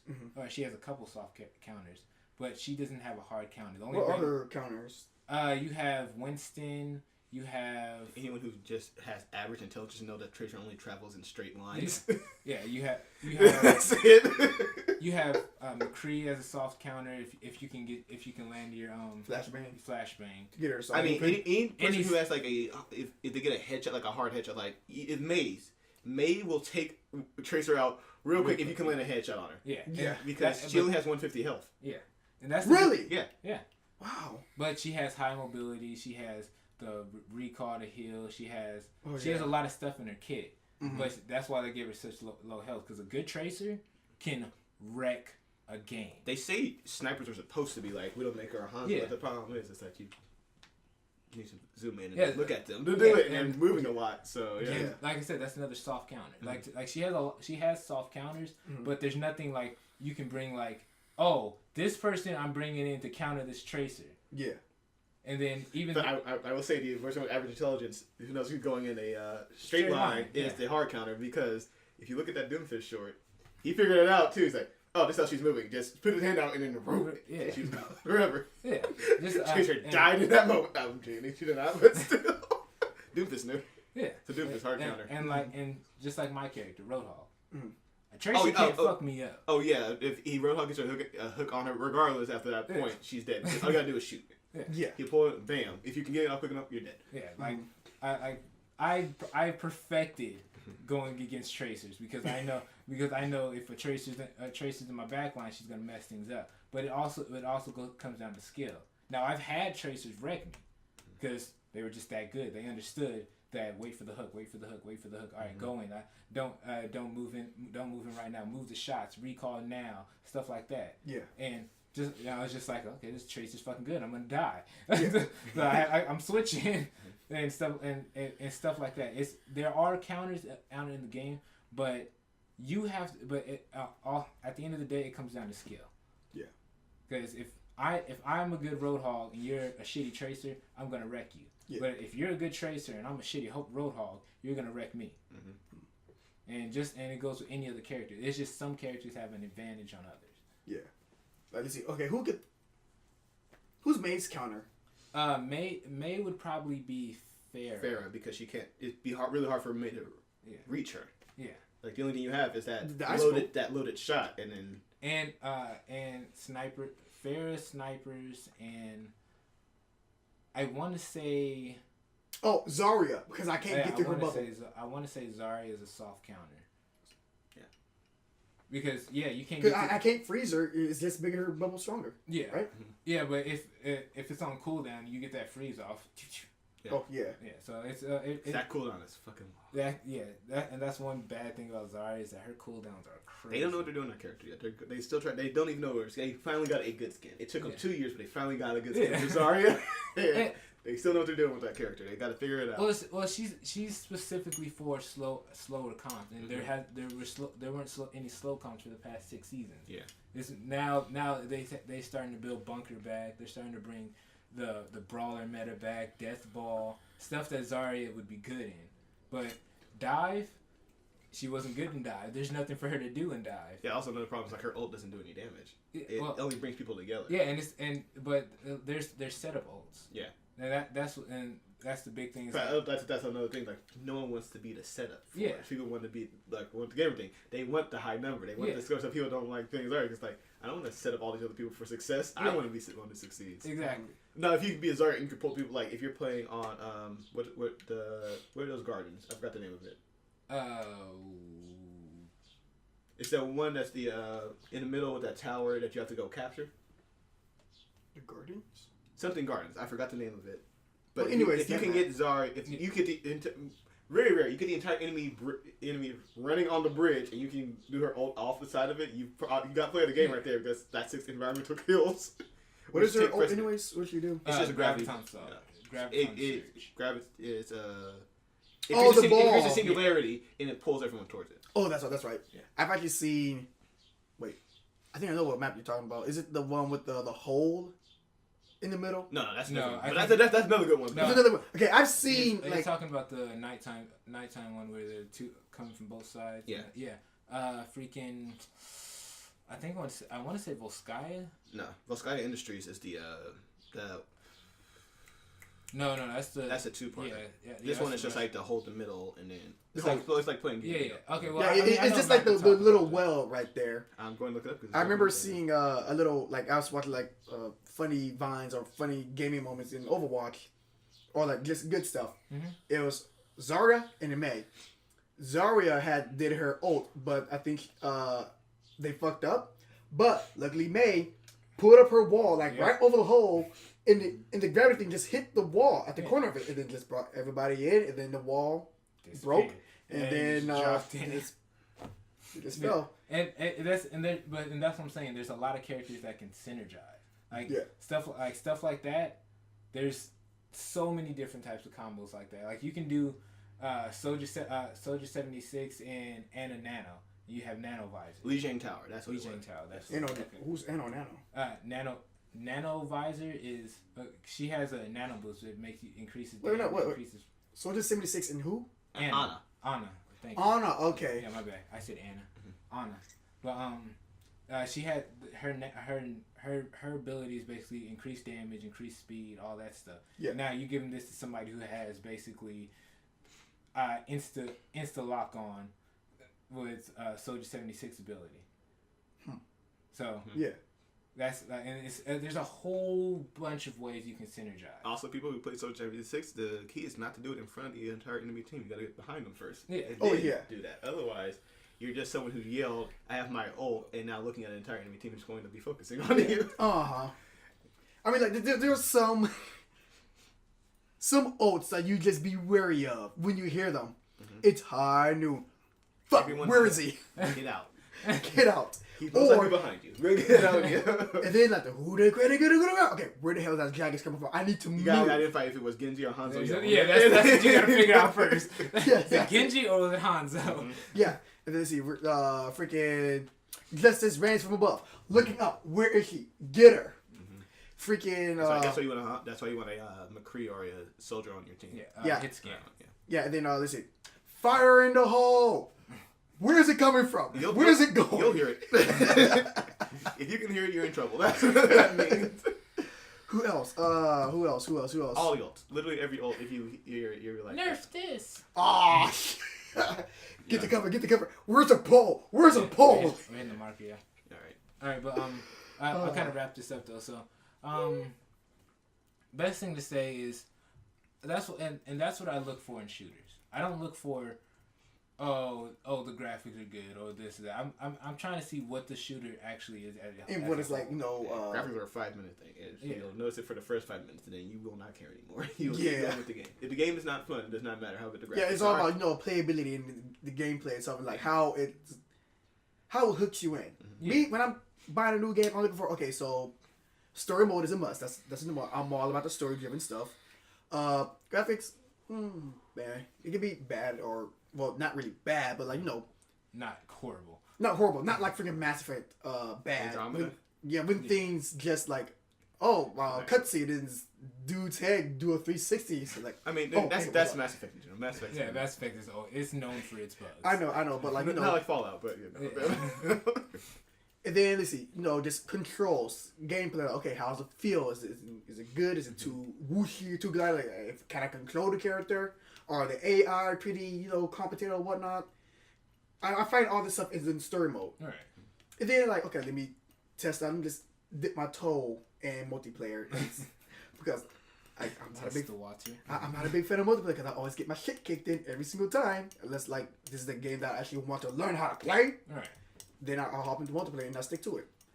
Is the pairing of all these players, is it fair? Is it evenly placed? I'm not being placed with someone who's like a freaking world-renowned player who just plays this game religiously, who's top 5 players, and I'm like, well, I just got this game 5 minutes ago and I just want to play.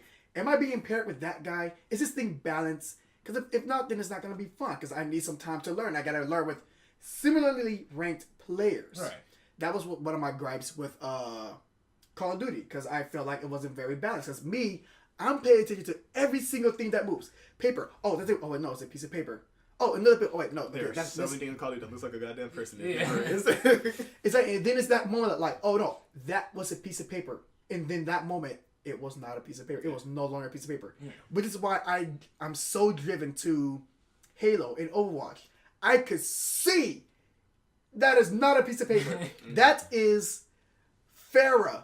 That is a red armor when I'm on the blue team. I can see that. Yeah. Right. And it feels fair. Okay, yeah, I lost from those 3 hits to the head. That's pretty fair because, it seems balanced. A couple of hits to the chest. My shield's go down. Okay, that's my last one. I need to get out of here.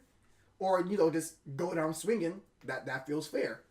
Everything with Overwatch 2, okay, that was all my fault.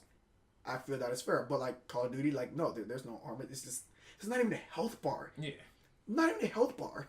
And it's like I said, there's different type. Always different types of shooters. You have fast paced. You have realistic. You have fantasy. You have a whole different way.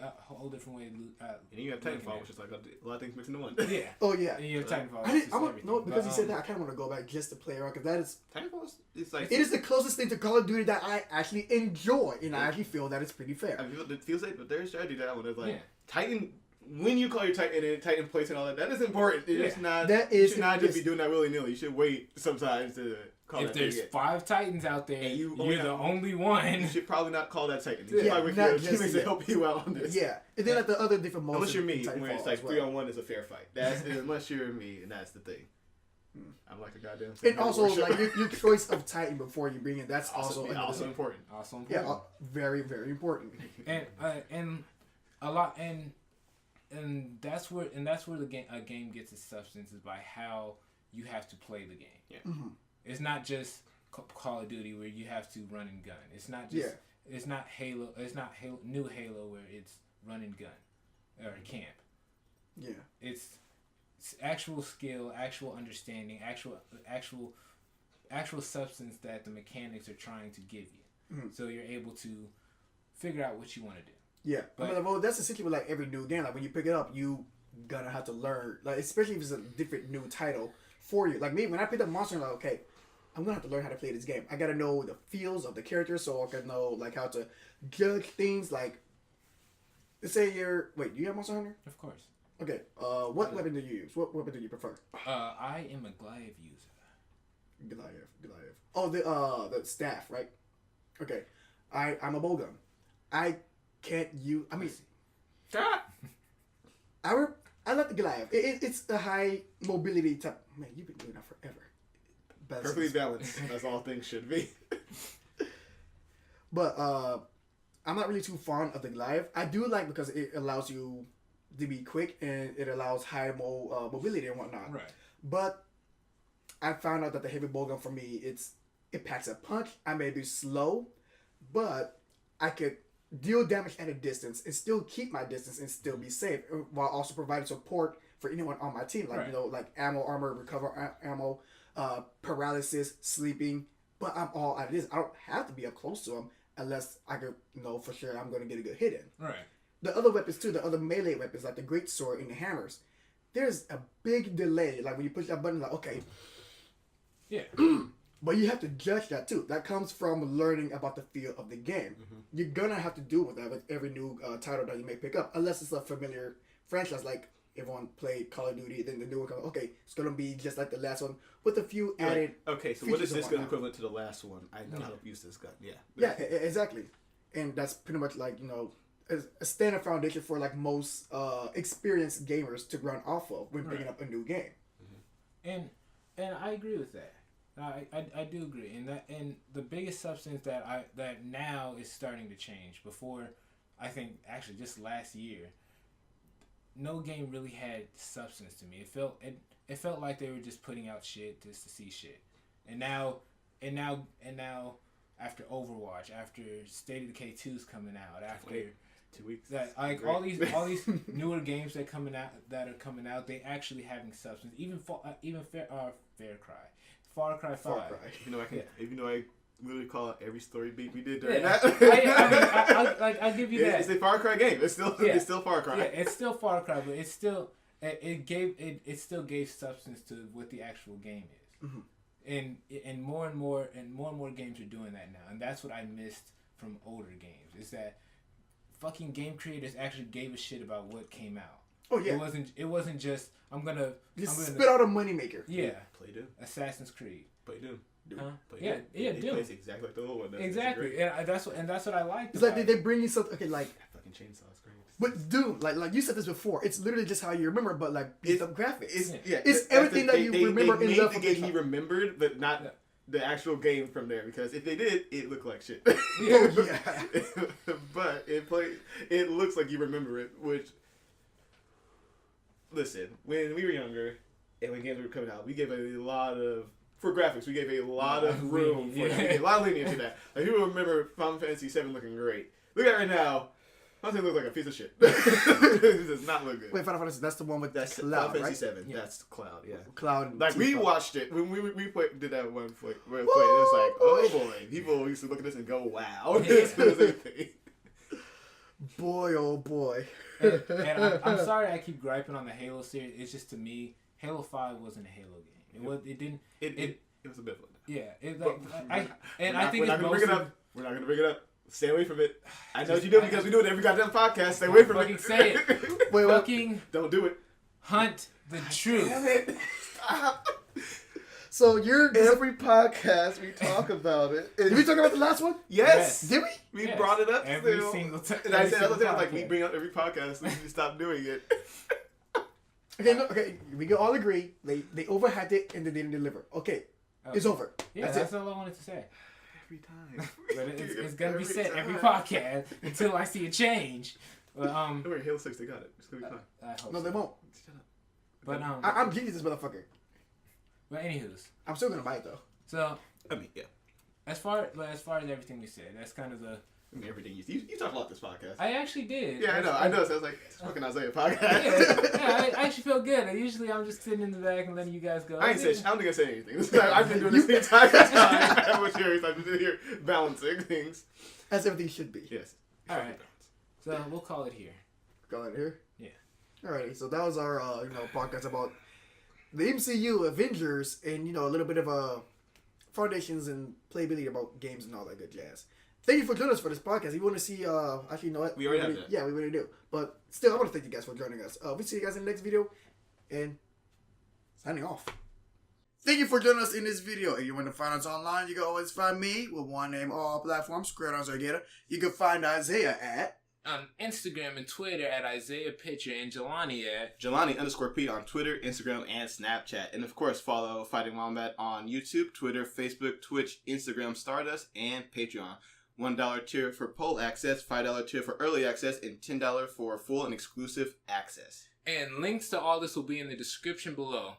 And don't forget to like, share, and subscribe, and hit the little bell icon to get notifications when our new videos are up. And we see you guys in the next video. But in the meantime, stay awesome.